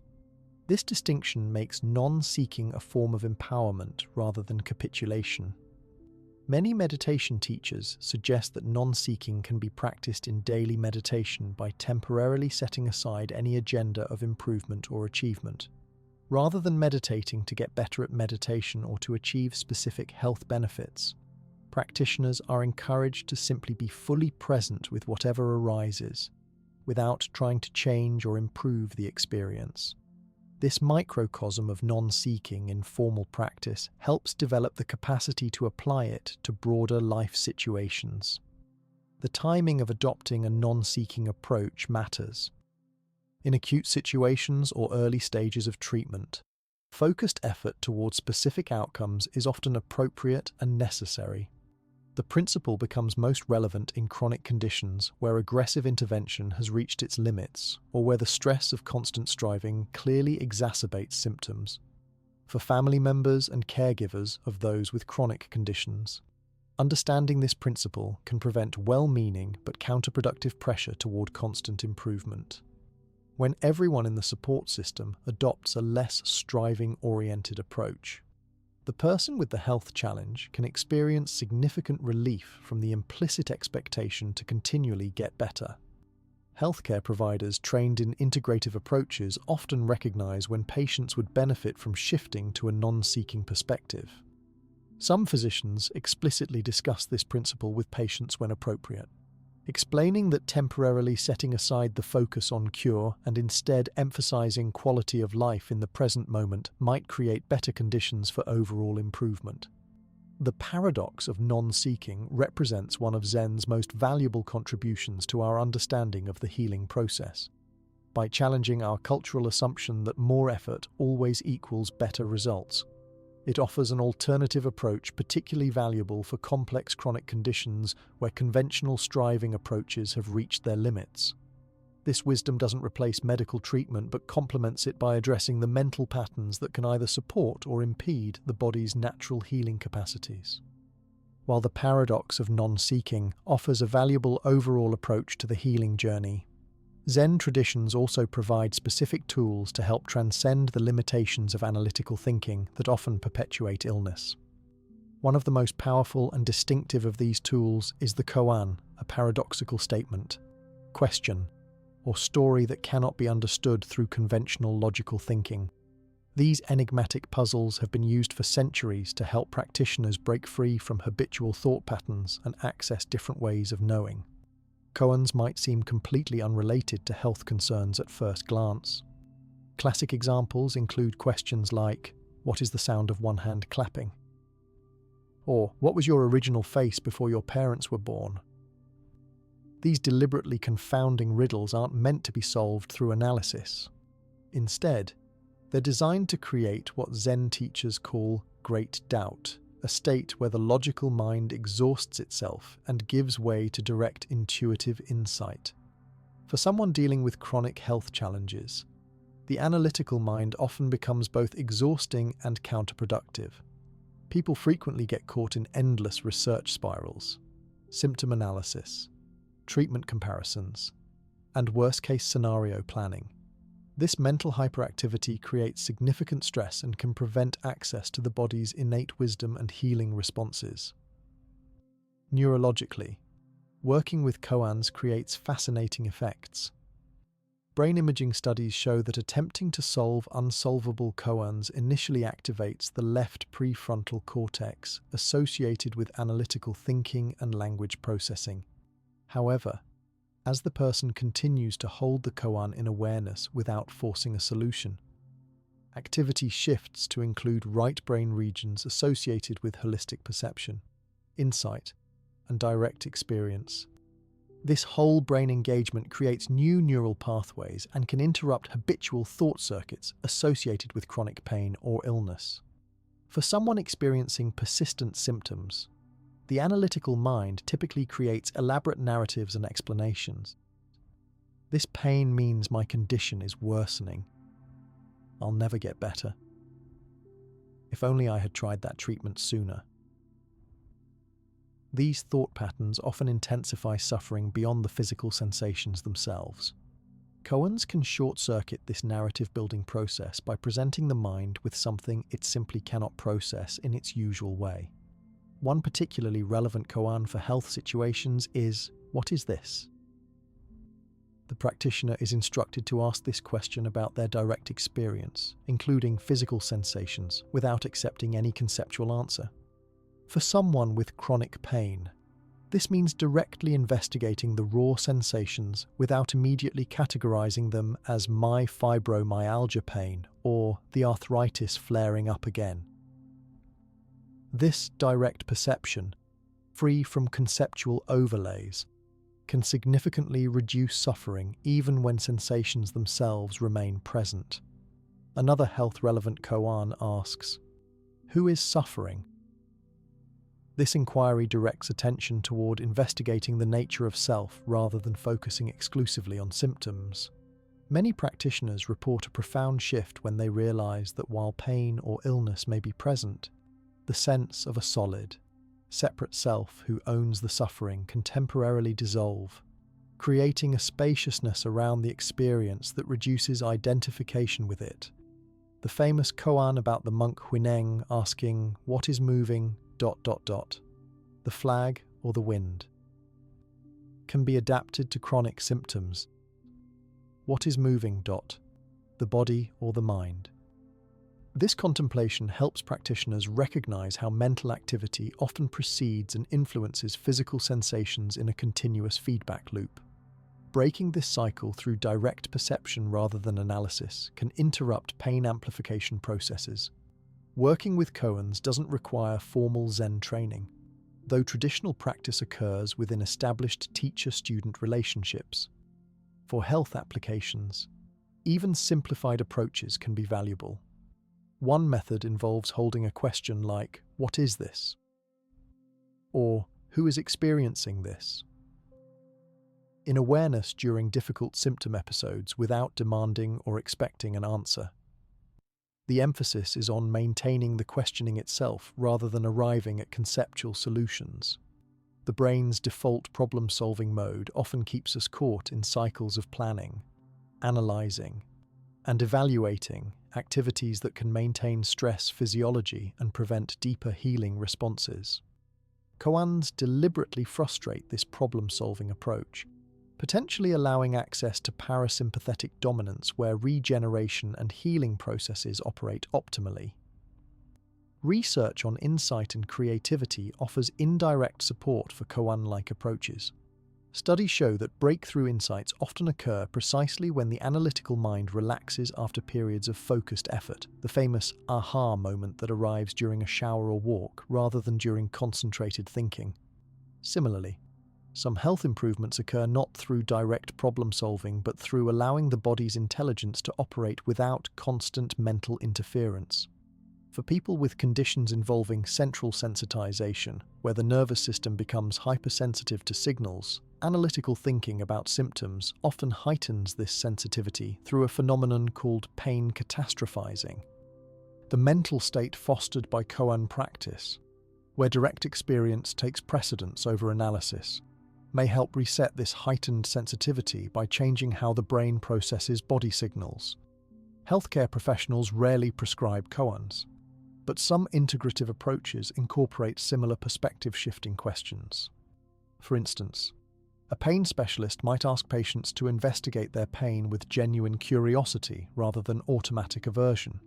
Or a psychotherapist might encourage exploring what exists beneath the story of me and my illness.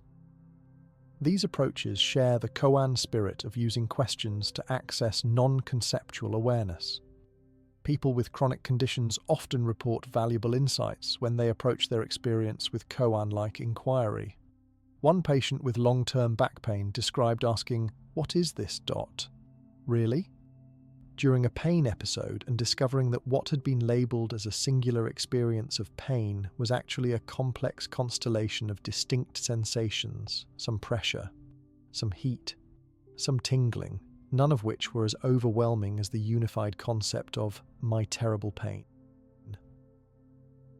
The skill developed through koan practice, directly perceiving experience without being caught in conceptual thinking about it, can be especially valuable during medical treatments.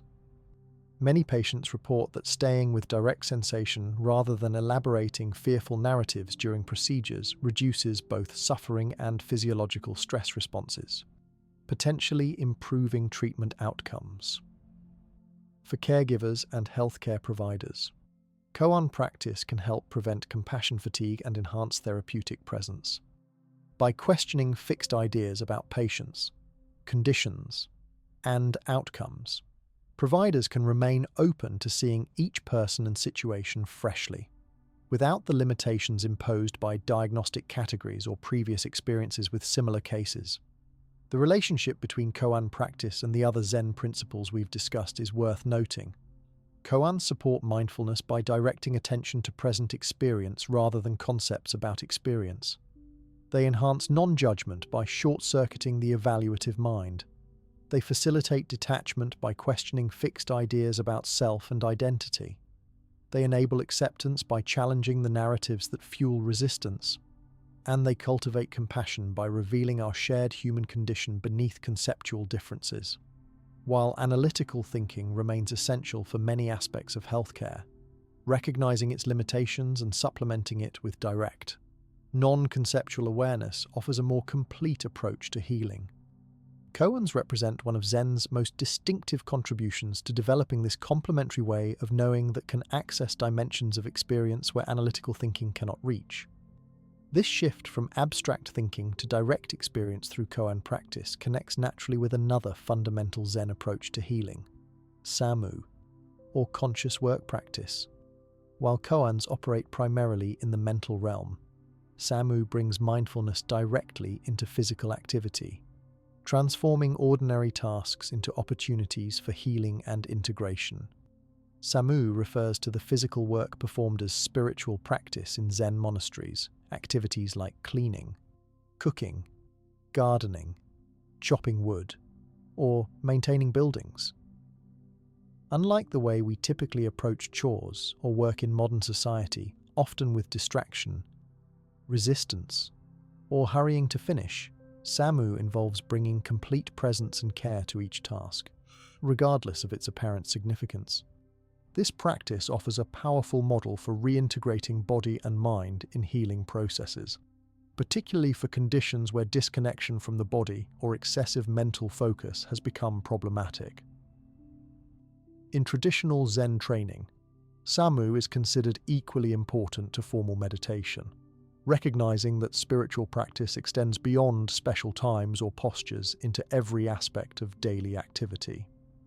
For people with chronic health conditions, the Samu approach provides an alternative to the common binary of either pushing beyond limits, potentially causing setbacks, or avoiding activity altogether, leading to deconditioning.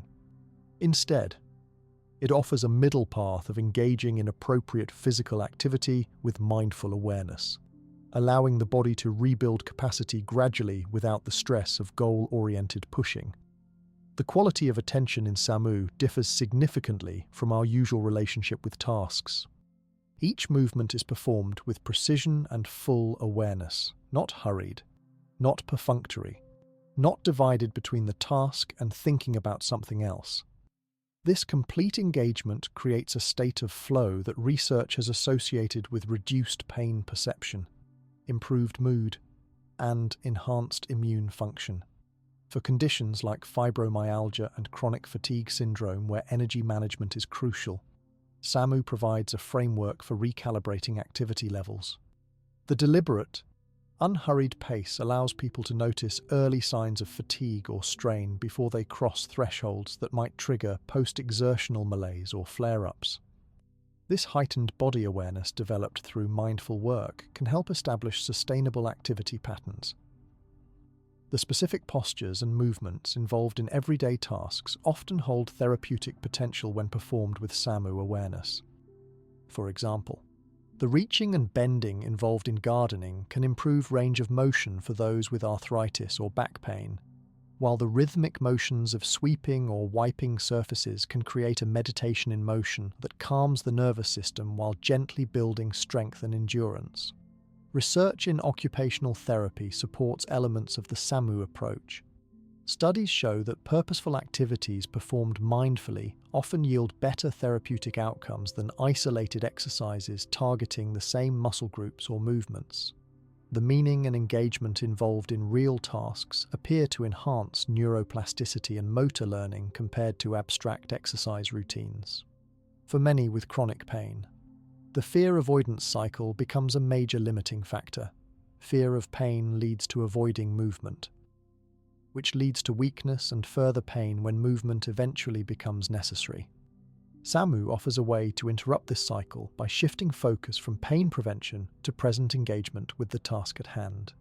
This attentional shift often allows increased activity without the anxiety that typically amplifies pain signals. The meditative state achieved during Samu has been shown to influence brainwave patterns similarly to formal seated meditation, producing increased alpha and theta waves associated with relaxation, creativity, and healing. This suggests that for people who find traditional seated meditation challenging due to pain or restlessness, Samu might offer an accessible alternative with comparable neurological benefits. In practical application, Samu doesn't require adopting monastic practices. It simply means choosing one or more daily activities to perform with complete attention, washing dishes with full awareness of sensations, folding laundry with care and precision, preparing food with complete engagement in each step of the process. These ordinary activities become opportunities for healing presence rather than mindless chores to rush through. For those with severe energy limitations, even very small tasks can become meaningful Samu practice. Making tea mindfully, arranging objects on a bedside table with care, or simply changing positions with full awareness can all embody the same principles applied in traditional monastery work. The therapeutic value lies not in the scale or importance of the task, but in the quality of presence brought to it. Healthcare facilities have begun incorporating elements of this approach in rehabilitation settings. Occupational therapists increasingly emphasize mindful engagement in meaningful activities rather than isolated exercises alone. Some pain management programs include instruction in bringing meditative awareness to daily tasks as part of comprehensive treatment approaches.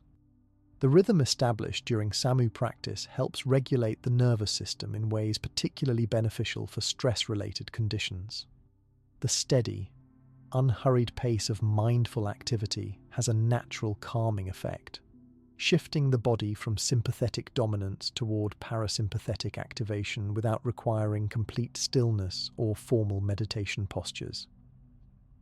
For those whose professional identities have been disrupted by illness or disability, Samu offers a perspective that finds value and meaning in even simple tasks well done.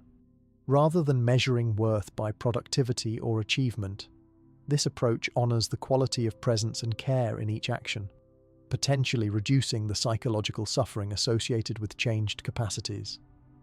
The Zen tradition emphasizes that every task, no matter how humble, deserves full attention and care. This perspective can transform frustrating limitations into opportunities for practice.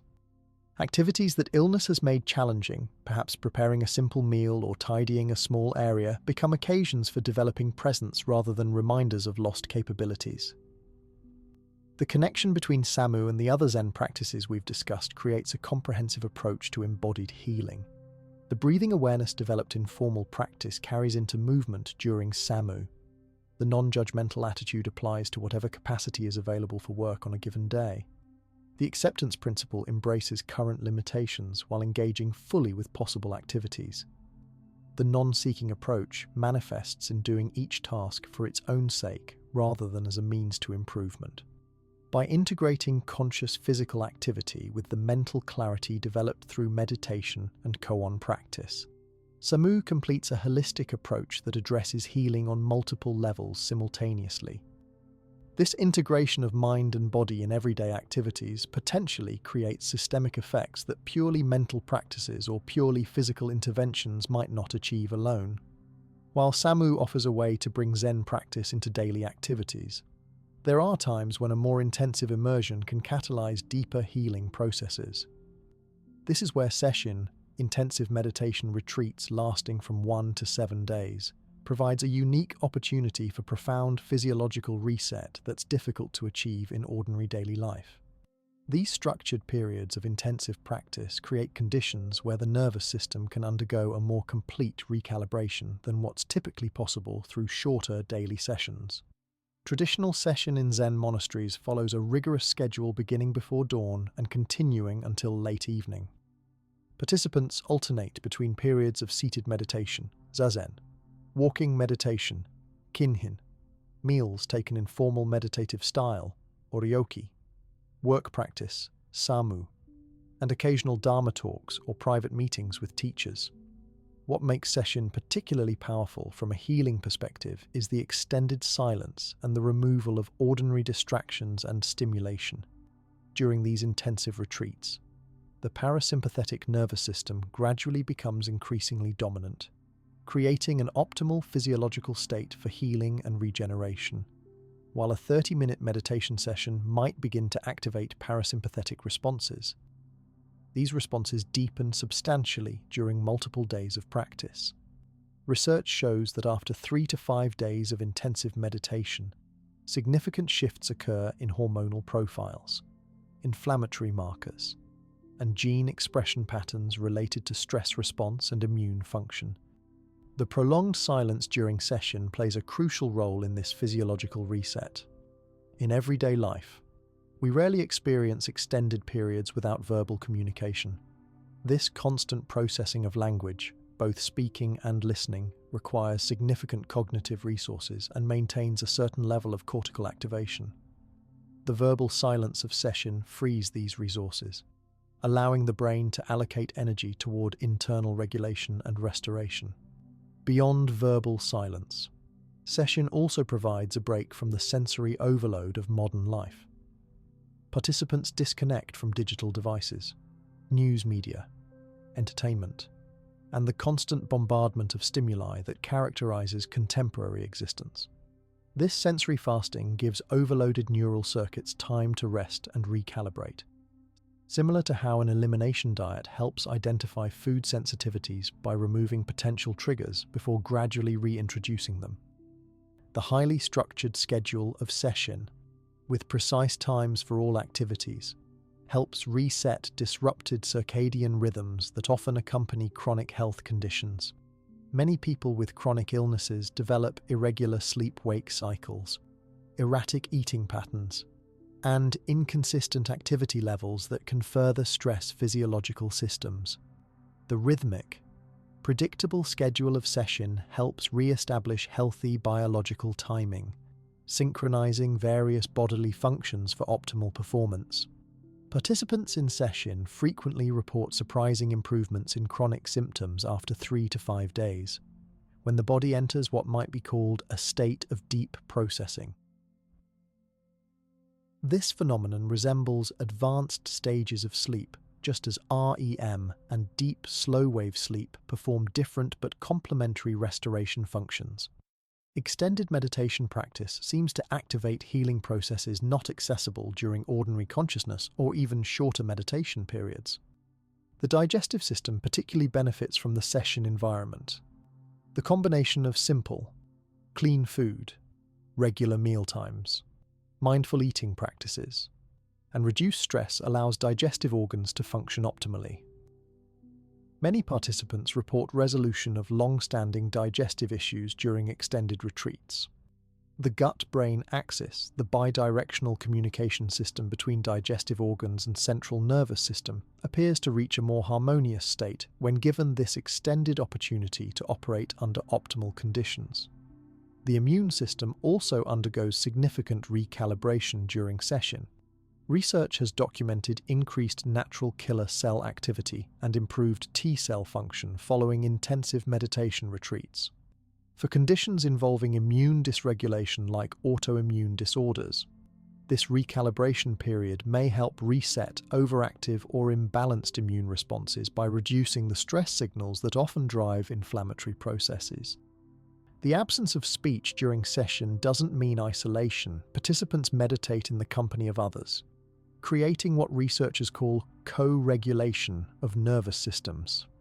Studies on group meditation show that physiological markers like heart rate variability tend to synchronize among participants, potentially amplifying the beneficial effects. This silent community support provides a unique combination of social connection without the stress of social interaction that can be particularly valuable for those whose conditions make ordinary socializing challenging. From a neuroplasticity perspective, the extended practice period of session provides ideal conditions for forming new neural pathways. Just as physical therapy is more effective when performed intensively rather than occasionally, mental training appears to create more lasting changes when practiced in concentrated periods. The continuous reinforcement of mindful awareness throughout all daily activities during session helps establish these patterns more firmly than isolated practice sessions. Despite these benefits, it's important to approach session realistically, especially for those with health limitations. Traditional retreats with 12 to 14 hours of meditation daily and minimal sleep may be inappropriate for many with chronic conditions. Fortunately, modified retreats have developed specifically for those with health challenges, featuring shorter meditation periods, more rest time, gentle movement options, and appropriate accommodations for dietary or mobility needs. Healthcare providers have begun to recognize the potential value of retreat experiences for certain patients. Some integrative medicine programs now offer modified meditation retreats specifically designed for people with chronic pain, cancer, or autoimmune conditions. These medically supported retreats provide the benefits of intensive practice within a framework that accommodates specific health needs and includes appropriate medical supervision.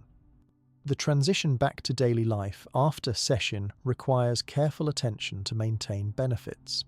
Many participants report that the clarity and well-being experienced during retreat can diminish quickly upon returning to ordinary environments and stresses.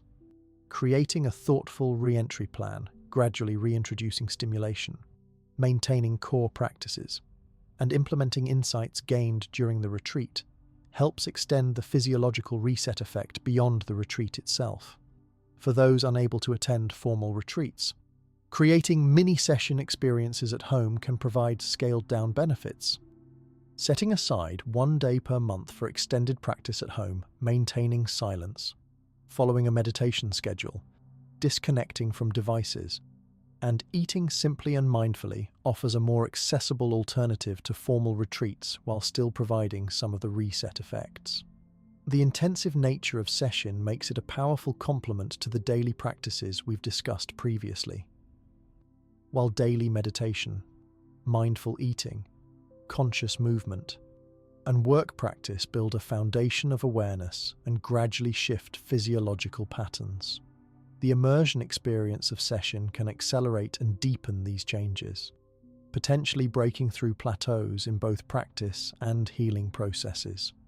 The physiological reset facilitated by session addresses one of the fundamental challenges in chronic illness, the difficulty of interrupting established patterns.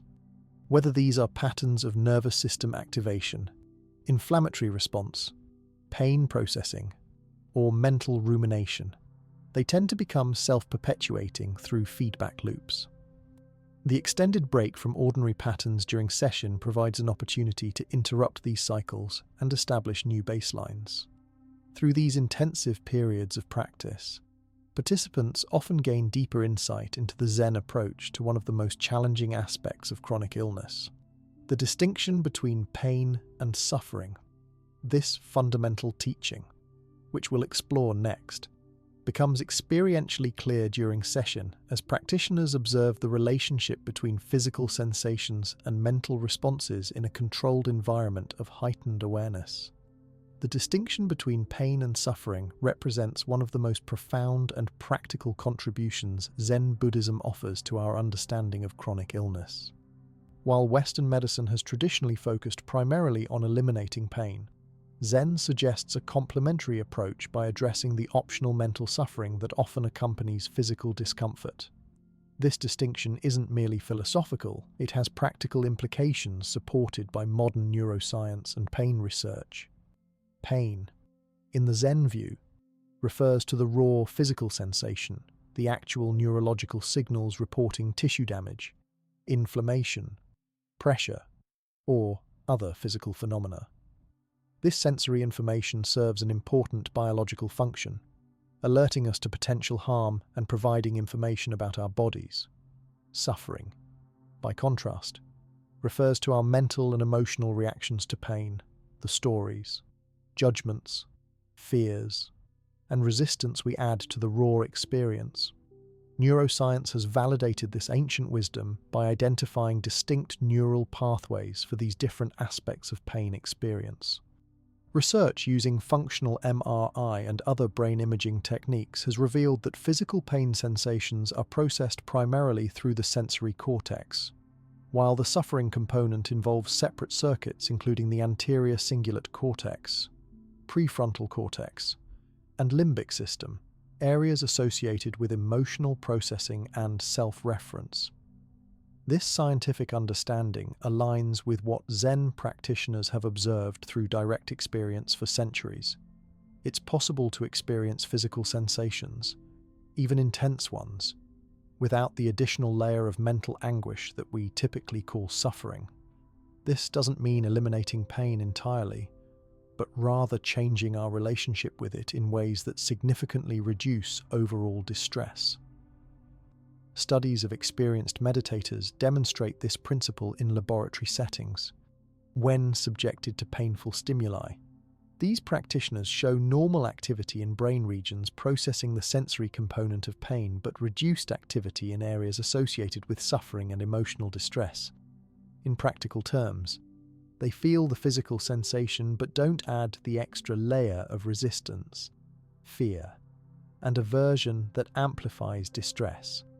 For someone with chronic illness, this distinction offers a powerful approach. While medical treatments appropriately focus on reducing physical pain when possible, Zen practices address the mental suffering that often multiplies the overall experience of distress. This approach is captured in the teaching that pain is inevitable, period. But suffering is optional, not denying the reality of physical sensations, but recognizing our ability to relate to them differently. The mechanisms through which suffering amplifies pain are now well documented. when we mentally resist pain through thoughts like, "I can't stand this," or "this is terrible." We activate the sympathetic nervous system's fight or flight response. This increases muscle tension, restricts blood flow, elevates stress hormones, and heightens pain sensitivity, all physiological responses that intensify the original sensation and create a self-reinforcing cycle.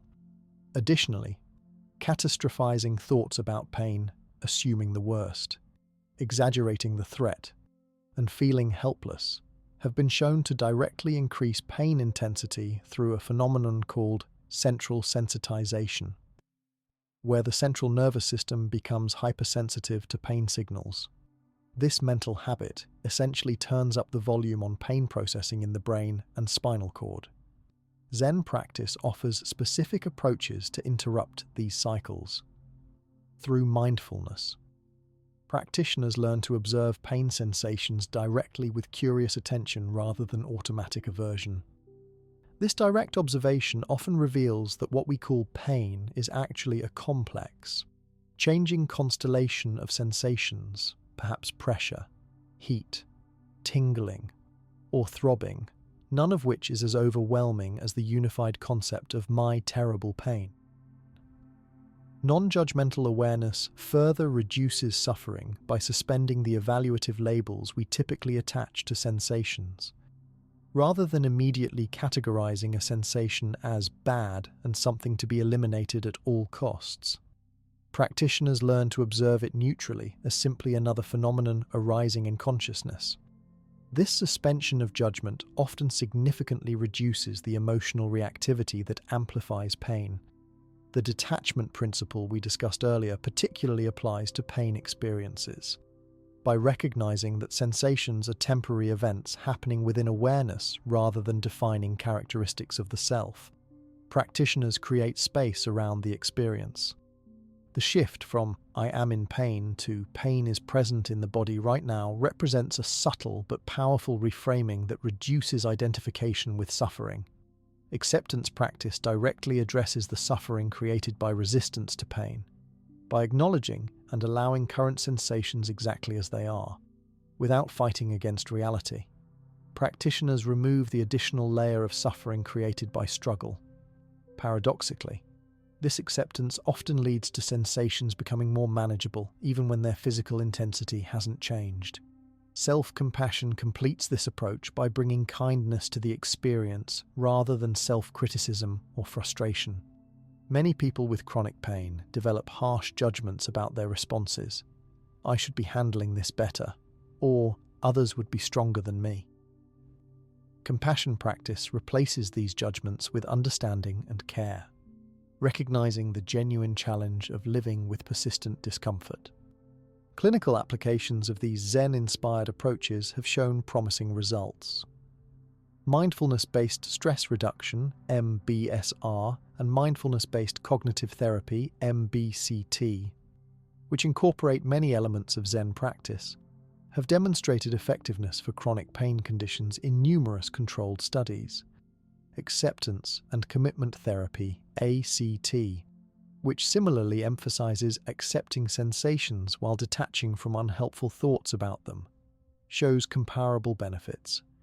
For many with chronic conditions, this approach offers hope even when complete elimination of symptoms isn't currently possible.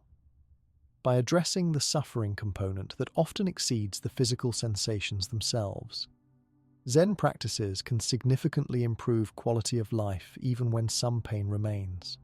This represents a fundamental shift from an all-or-nothing approach to pain management toward a more nuanced understanding of how we can live well, even with certain physical limitations. The practical application of this pain-suffering distinction develops through consistent practice rather than intellectual understanding alone. Many practitioners find that regular meditation gradually changes their relationship with difficult sensations both during formal practice and in daily life. The capacity to be present with discomfort without adding layers of resistance, catastrophizing, or self-criticism becomes a skill that strengthens over time. Healthcare providers increasingly recognize the value of this approach as a complement to conventional pain management. rather than viewing meditation and acceptance practices as alternatives to medical treatment. Integrative approaches incorporate both, using appropriate medical interventions to address the physical dimension while employing Zen-inspired practices to reduce the suffering dimension, creating a more comprehensive approach to pain relief. This distinction between pain and suffering ultimately offers something precious that purely medical approaches sometimes miss: the possibility of finding peace and well-being even in the midst of physical challenges. By addressing the mental patterns that transform manageable sensations into overwhelming suffering, Zen practices help restore a sense of agency and resilience that chronic pain often diminishes, allowing people to live more fully despite the inevitable discomforts that being human sometimes entails. The Zen perspective on pain and suffering offers practical tools for changing our relationship with physical sensations. But implementing these principles in daily life often benefits from structured practices that can be consistently applied.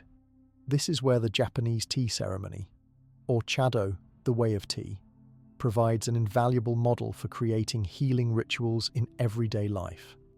While we might not perform a formal tea ceremony daily, the principles embedded in this practice offer a template for transforming ordinary activities into opportunities for healing and presence. Chado developed in Japan under the influence of Zen Buddhism and represents far more than an elaborate way to serve tea. It embodies 4 fundamental principles: harmony, WWA, respect, Kei, purity, Sei, and tranquility, Jaku. These principles, when applied to daily self-care routines or medical treatments, can transform these activities from mechanical procedures into meaningful practices that engage the whole person and potentially enhance their therapeutic effects. The ceremony itself unfolds through precisely choreographed movements performed with complete attention. Every gesture, from how the tea implements are arranged to how the bowl is turned before drinking, is executed with mindful awareness. Nothing is rushed or treated as insignificant. This quality of attention, when applied to health routines like taking medication, doing physical therapy exercises, or preparing nutritious meals, can significantly alter their impact on both body and mind. The deliberate slowness of the tea ceremony runs counter to our culture's emphasis on speed and efficiency, yet this unhurried pace creates specific physiological benefits. When we slow down and give full attention to a self-care activity, we naturally activate the parasympathetic nervous system, the rest and digest state where healing processes operate optimally. This stands in contrast to the rushed, distracted way many people approach their health routines, which can unconsciously trigger sympathetic activation and stress responses that undermine the very benefits they're seeking. From a neurobiological perspective, rituals performed with full consciousness activate different brain networks than the same actions done mechanically or distractedly. Studies show that activities done with mindful attention engage regions associated with positive emotional states and reduced stress reactivity. This suggests that the same medication or treatment might actually produce different physiological effects depending on the mental state and quality of attention with which it's administered. Patients who transform their treatment protocols into personal ceremonies often report greater satisfaction, fewer perceived side effects, and subjectively better outcomes. A cancer patient who creates a mindful ritual around chemotherapy, perhaps arranging the treatment space thoughtfully, bringing meaningful objects, practicing specific breathing during administration, and expressing gratitude afterward, might experience both improved tolerance and potentially enhanced efficacy compared to receiving the identical treatment while in a state of fear or distraction. The aesthetic element of the tea ceremony also offers important insights for healing practices. Chado emphasizes beauty in simplicity, the thoughtful arrangement of minimal elements rather than elaborate decoration. This principle suggests that creating a clean, harmonious environment for health practices, even in small ways, can amplify their benefits. Something as simple as arranging medication on a beautiful small plate rather than taking it directly from a plastic bottle, or setting aside a specific peaceful corner of home for therapeutic exercises, can transform the subjective experience of these activities. The concept of ichigo ichi, one time, one meeting in tea ceremony emphasizes that each gathering is a unique, unrepeatable event that deserves full appreciation. Applied to health practices, this mindset counters the tendency to view daily self-care as monotonous repetition. Approaching each session of physical therapy, each meditation period, or each medicinal tea preparation as a singular opportunity rather than just another item on a checklist brings renewed engagement that may enhance its therapeutic potential. The social dimension of the traditional tea ceremony also holds relevance for healing. While the Japanese ceremony typically involves a host and guests sharing the experience, the underlying principle of respectful human connection can be adapted for healthcare contexts. This might involve mindfully connecting with healthcare providers rather than treating appointments as impersonal transactions, or creating small ceremonies that include supportive family members in aspects of the healing journey where appropriate. Interestingly, many healthcare traditions throughout history incorporated ceremonial elements that modern medicine has largely abandoned in favor of efficiency and standardization. The ritual washing of hands before surgery, while now done primarily for hygienic reasons, originally held ceremonial significance that psychologically prepared both healer and patient. Some modern integrative healthcare practices are rediscovering the value of appropriate ceremony without sacrificing scientific validity. For someone dealing with a chronic condition requiring daily management, the tea ceremony model offers practical applications. Diabetes care, for instance, might be transformed from a burdensome series of glucose checks and insulin doses to a mindful practice of body awareness and precise care. A person might create a small, beautiful kit for their supplies, approach each check with full attention, and bring an attitude of respect toward the body rather than frustration about its needs. The preparation space in tea ceremony, traditionally a tatami room with minimal, carefully chosen elements, teaches the importance of environment in shaping experience. While few people can dedicate an entire room to health practices, even creating a small uncluttered space with meaningful objects can help transition the mind from everyday concerns to a more receptive state for healing activities. Pain management offers another area where ceremonial approaches show promise.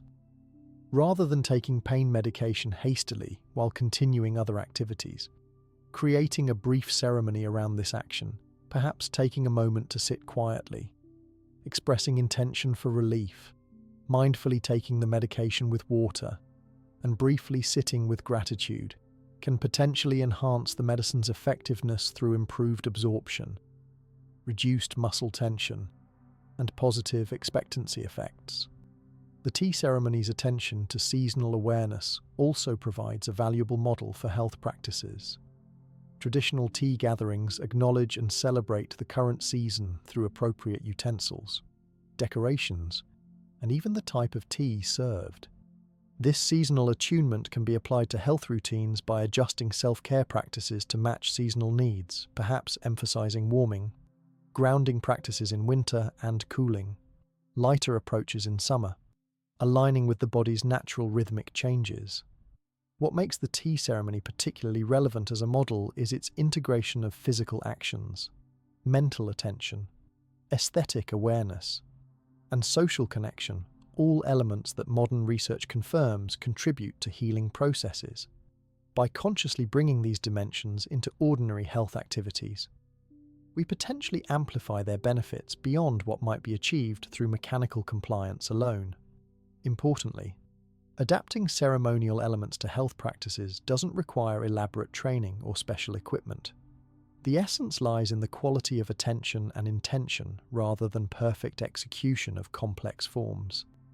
Even simple actions, when performed with full presence and care, can embody the healing potential of ceremonial practice in daily life. The tea ceremony model offers a middle path between the cold efficiency of some modern medical approaches and potentially ungrounded alternative practices. It suggests that bringing mindful attention, aesthetic awareness, respect, and presence to conventional treatments might enhance their benefits without requiring rejection of evidence-based approaches. This integration of ancient wisdom with modern knowledge creates a more complete healing approach than either tradition alone could provide.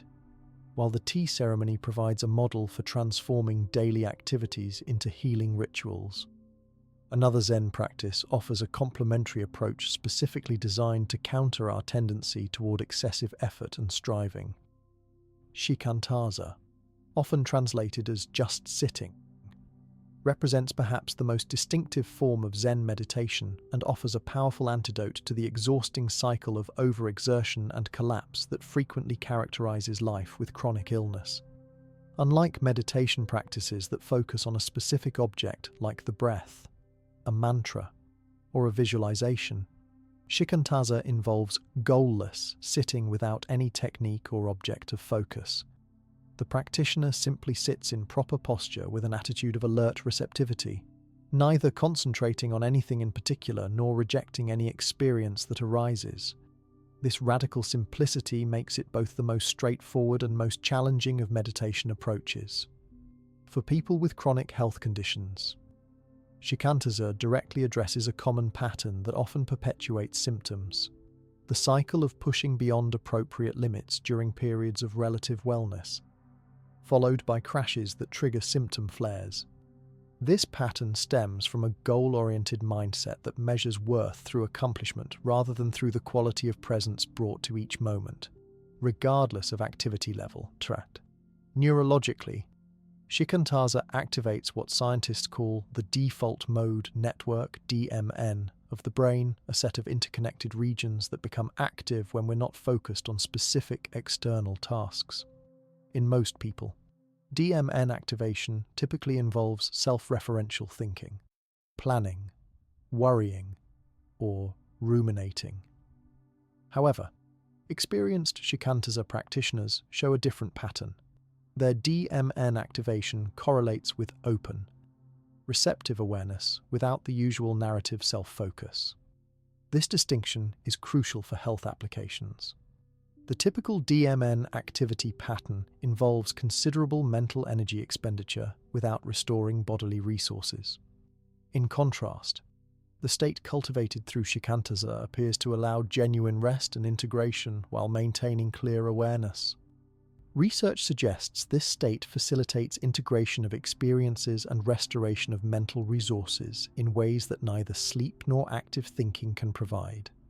For conditions like chronic fatigue syndrome, fibromyalgia, and certain autoimmune disorders where energy management represents a central challenge, the practice of just sitting offers a middle path between the extremes of pushing through fatigue and completely shutting down. It provides a way to remain engaged and alert without the energy expenditure of goal-directed activity, a skill directly applicable to daily life with fluctuating energy levels. This practice cultivates the capacity to simply be rather than constantly do, a quality often underdeveloped in societies that primarily value productivity and achievement. For someone whose health condition has limited their capacity for conventional productivity, this shift in perspective can be psychologically liberating, removing the inner pressure to constantly compensate or prove their worth through activity. Research on energy metabolism provides interesting context for understanding Shikantaza's potential benefits. Studies suggest that mental rumination, worry, and planning consume significant metabolic resources. As much as 40% of our baseline energy expenditure goes to brain activity, by reducing unnecessary mental processing while maintaining awareness. Shikantaza may help conserve and redirect these resources toward healing and essential functions. The practice stands in stark contrast to our culture's approach to rest, which often involves distraction through entertainment media that may provide escape but not true restoration. While watching television or browsing social media might temporarily distract from symptoms or worries, these activities continue to demand attentional resources and sensory processing. Shikantaza offers deeper rest by temporarily setting aside both productive activity and consumption of stimulation. Implementing this practice with chronic illness requires appropriate adaptations. Traditional Zen settings might involve sitting motionless for 45 minutes or longer, which could be inappropriate for many health conditions. Modified approaches might include shorter periods, comfortable support through cushions or chairs, and permission to adjust position as needed. The essence lies not in maintaining any particular external form, but in cultivating the internal attitude of alert presence without agenda. Many practitioners find that regular shikantaza develops an intuitive sense of appropriate energy expenditure that carries into daily life. They report becoming more attuned to subtle signals of approaching fatigue before reaching the point of crash and burnout. This heightened awareness allows for more sustainable activity patterns, potentially reducing the boom and bust cycle common in many chronic conditions. The practice also helps identify the often unconscious internal pressure that drives excessive effort. Many people with chronic illness push themselves not from external demands, but from internalized beliefs about productivity, worth, and identity. Shikantaza brings these internal drivers into awareness without judgment, creating space for consciously choosing whether to continue following these patterns or to relate to oneself with greater compassion. For healthcare providers working with chronic conditions, understanding this approach offers valuable perspective on the psychological dimensions of pacing and energy management, rather than simply prescribing activity limits or rest periods, which patients may experience as frustrating restrictions. Practitioners can introduce shikantaza as a positive practice that develops skills directly relevant to managing their condition effectively. The relationship between shikantaza and the other Zen healing practices we've discussed is complementary. The mindfulness developed in focused attention practices creates the foundation of awareness necessary for just sitting. The non-judgment principle helps maintain open awareness without rejection of any experience that arises during practice. Detachment supports sitting without grasping at particular states or outcomes. Acceptance embraces whatever arises during practice without resistance. Compassion brings kindness to the inevitable wandering mind that beginners encounter. Some practitioners describe shikantaza as meditation without meditation, a paradoxical expression that points to its non-technique nature. Rather than doing anything special or trying to achieve any particular state, the practice involves recognizing the awareness that is already present when we stop adding unnecessary mental activity. This approach offers a radical simplicity that can be deeply restorative precisely because it doesn't demand additional effort from an already overtaxed system. The wisdom of just sitting extends beyond formal meditation periods into a general life approach particularly valuable for chronic conditions. It suggests that sometimes the most healing response to health challenges isn't finding more treatments, pushing harder, or even fighting against symptoms, but rather creating space for the body's natural processes to operate without constant interference from an overactive, striving mind, a perspective that complements rather than replaces appropriate medical care. For many practitioners, the experience of shikantaza gradually reveals that much of our suffering comes not from external circumstances or even physical sensations themselves, but from our constant mental efforts to fix, change, or escape our current experience. By temporarily setting aside these efforts, even for brief periods, we may discover a more sustainable and peaceful way to live with health challenges that cannot be immediately resolved. While practices like shikantaza offer profound individual approaches to healing, the Zen tradition has always recognized that personal practice alone is incomplete. The third of Buddhism's three treasures, alongside the Buddha, awakened awareness, and the Dharma, teachings, is the Sangha, the community of practitioners who support each other's path. This communal dimension of Zen practice holds particular relevance for health and healing, as modern research increasingly confirms the profound impact of social connection on physical well-being.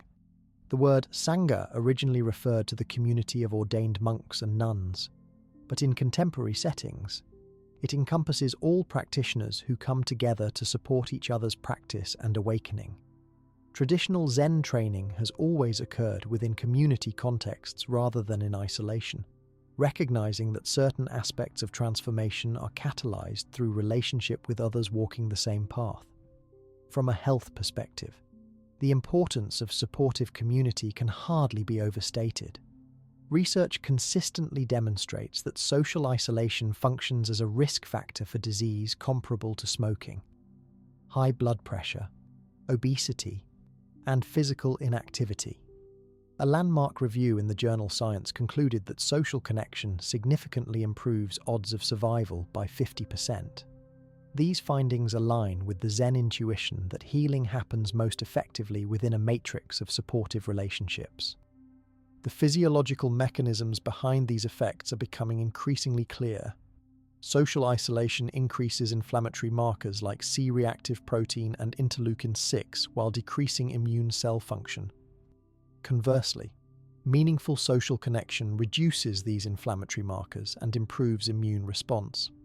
For conditions with inflammatory components, which include most chronic diseases from heart disease to diabetes to autoimmune disorders, the quality of social connection can directly impact disease processes.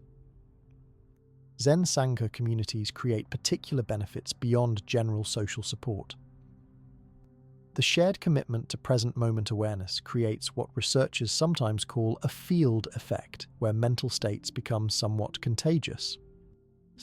Studies on group meditation show that brainwave synchronization occurs among participants, and the overall calming effect appears greater in groups than during solo practice. For someone dealing with health challenges, this supportive field can make maintaining beneficial mental states more accessible than trying to cultivate them alone. Traditional Zen communities emphasize a unique form of support that differs from what's typically available in mainstream settings. Rather than focusing on problem-solving advice or purely emotional reassurance, Zen practice encourages the quality of bearing witness, simply being fully present with another's experience without trying to fix or change it. For people with chronic conditions, who often feel pressured to present a positive face or show improvement, this permission to be authentically seen in whatever state they're experiencing can facilitate deep emotional processing. The non-judgmental quality cultivated in Zen practice creates a particular kind of safety rarely experienced by those with chronic or invisible illnesses. Many patients report feeling implicitly or explicitly judged in everyday interactions, encountering disbelief about symptoms, suggestions that their condition is psychosomatic, or pressure to try various unsolicited remedies. Zen communities that genuinely embody non-judgment offer a refreshing alternative where one's experience is neither questioned nor required to conform to others' expectations. The experience of practicing alongside others facing similar challenges without making those challenges the explicit focus can be particularly healing.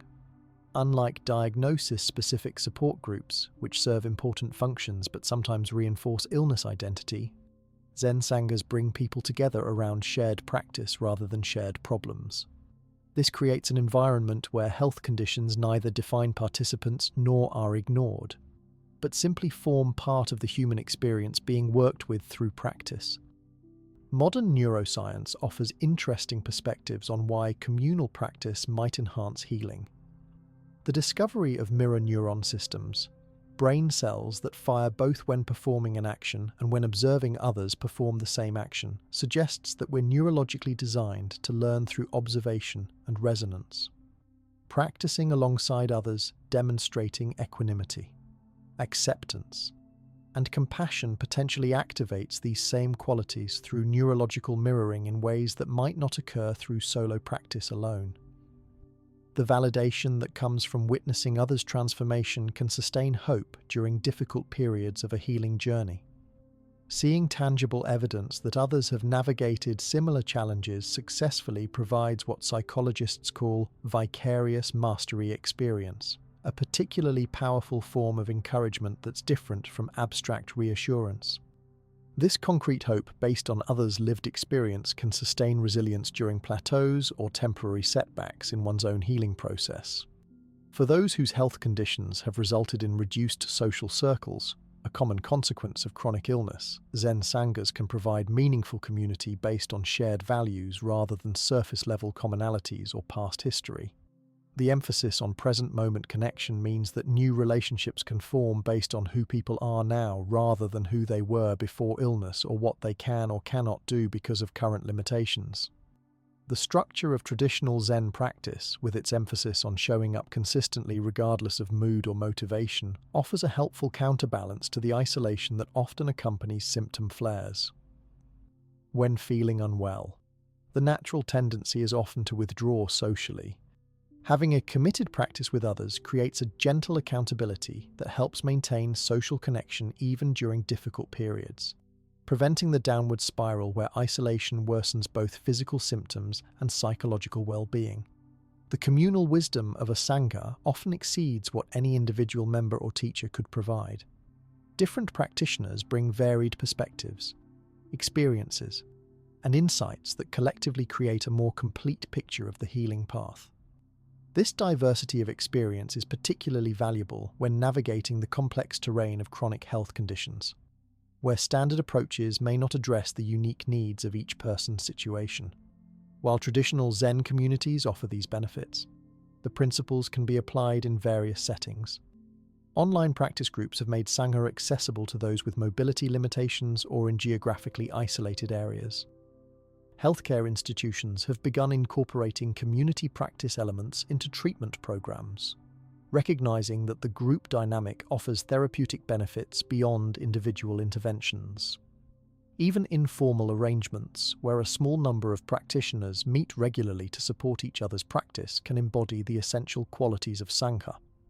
The most effective Sanghas for health purposes strike a balance between formal practice and human connection. Too much emphasis on rigid forms can create additional stress for those with health challenges, while too little structure might devolve into ordinary socialization without the transformative potential of shared practice.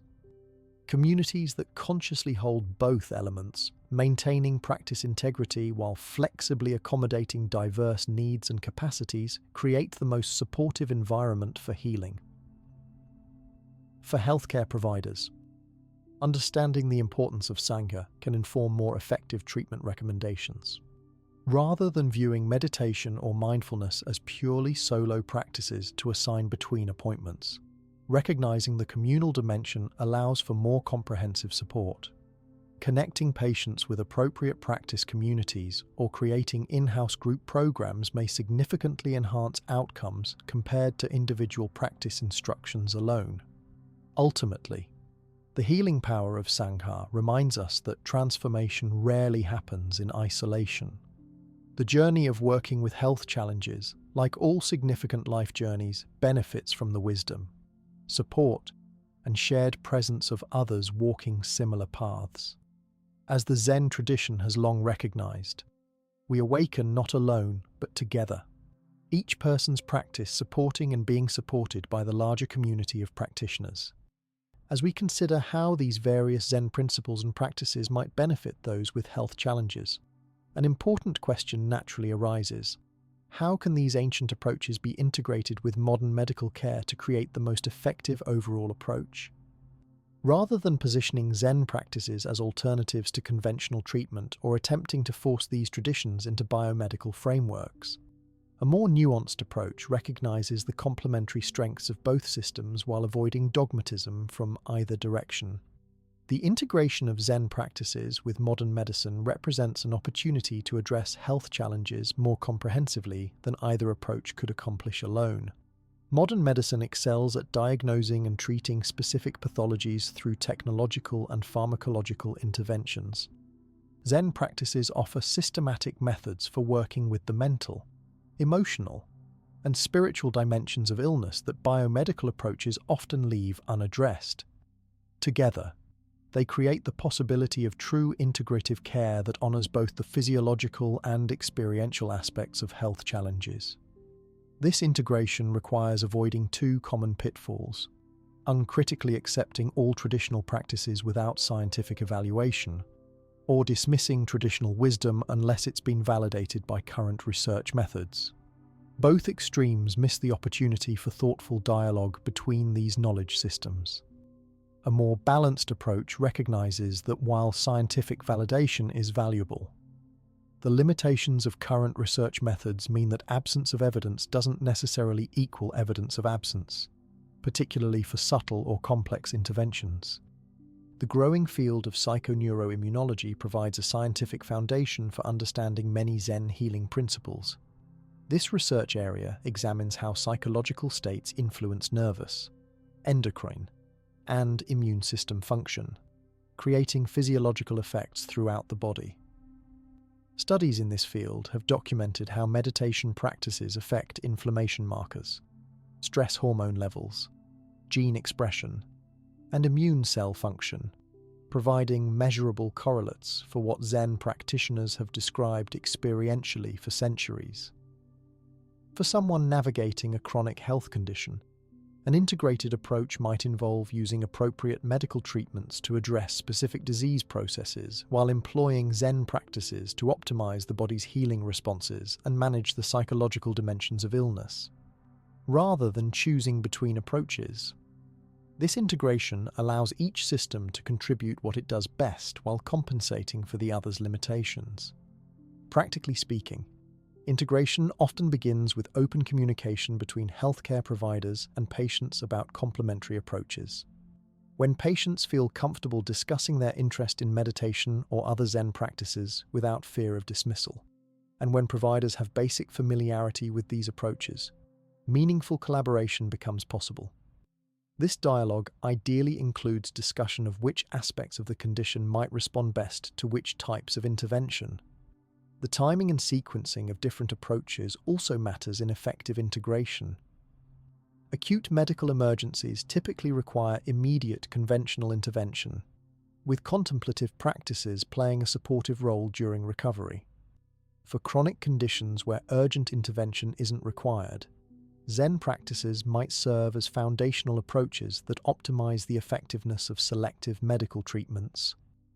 This contextual application avoids a one-size-fits-all approach in favor of thoughtful matching of methods to specific situations.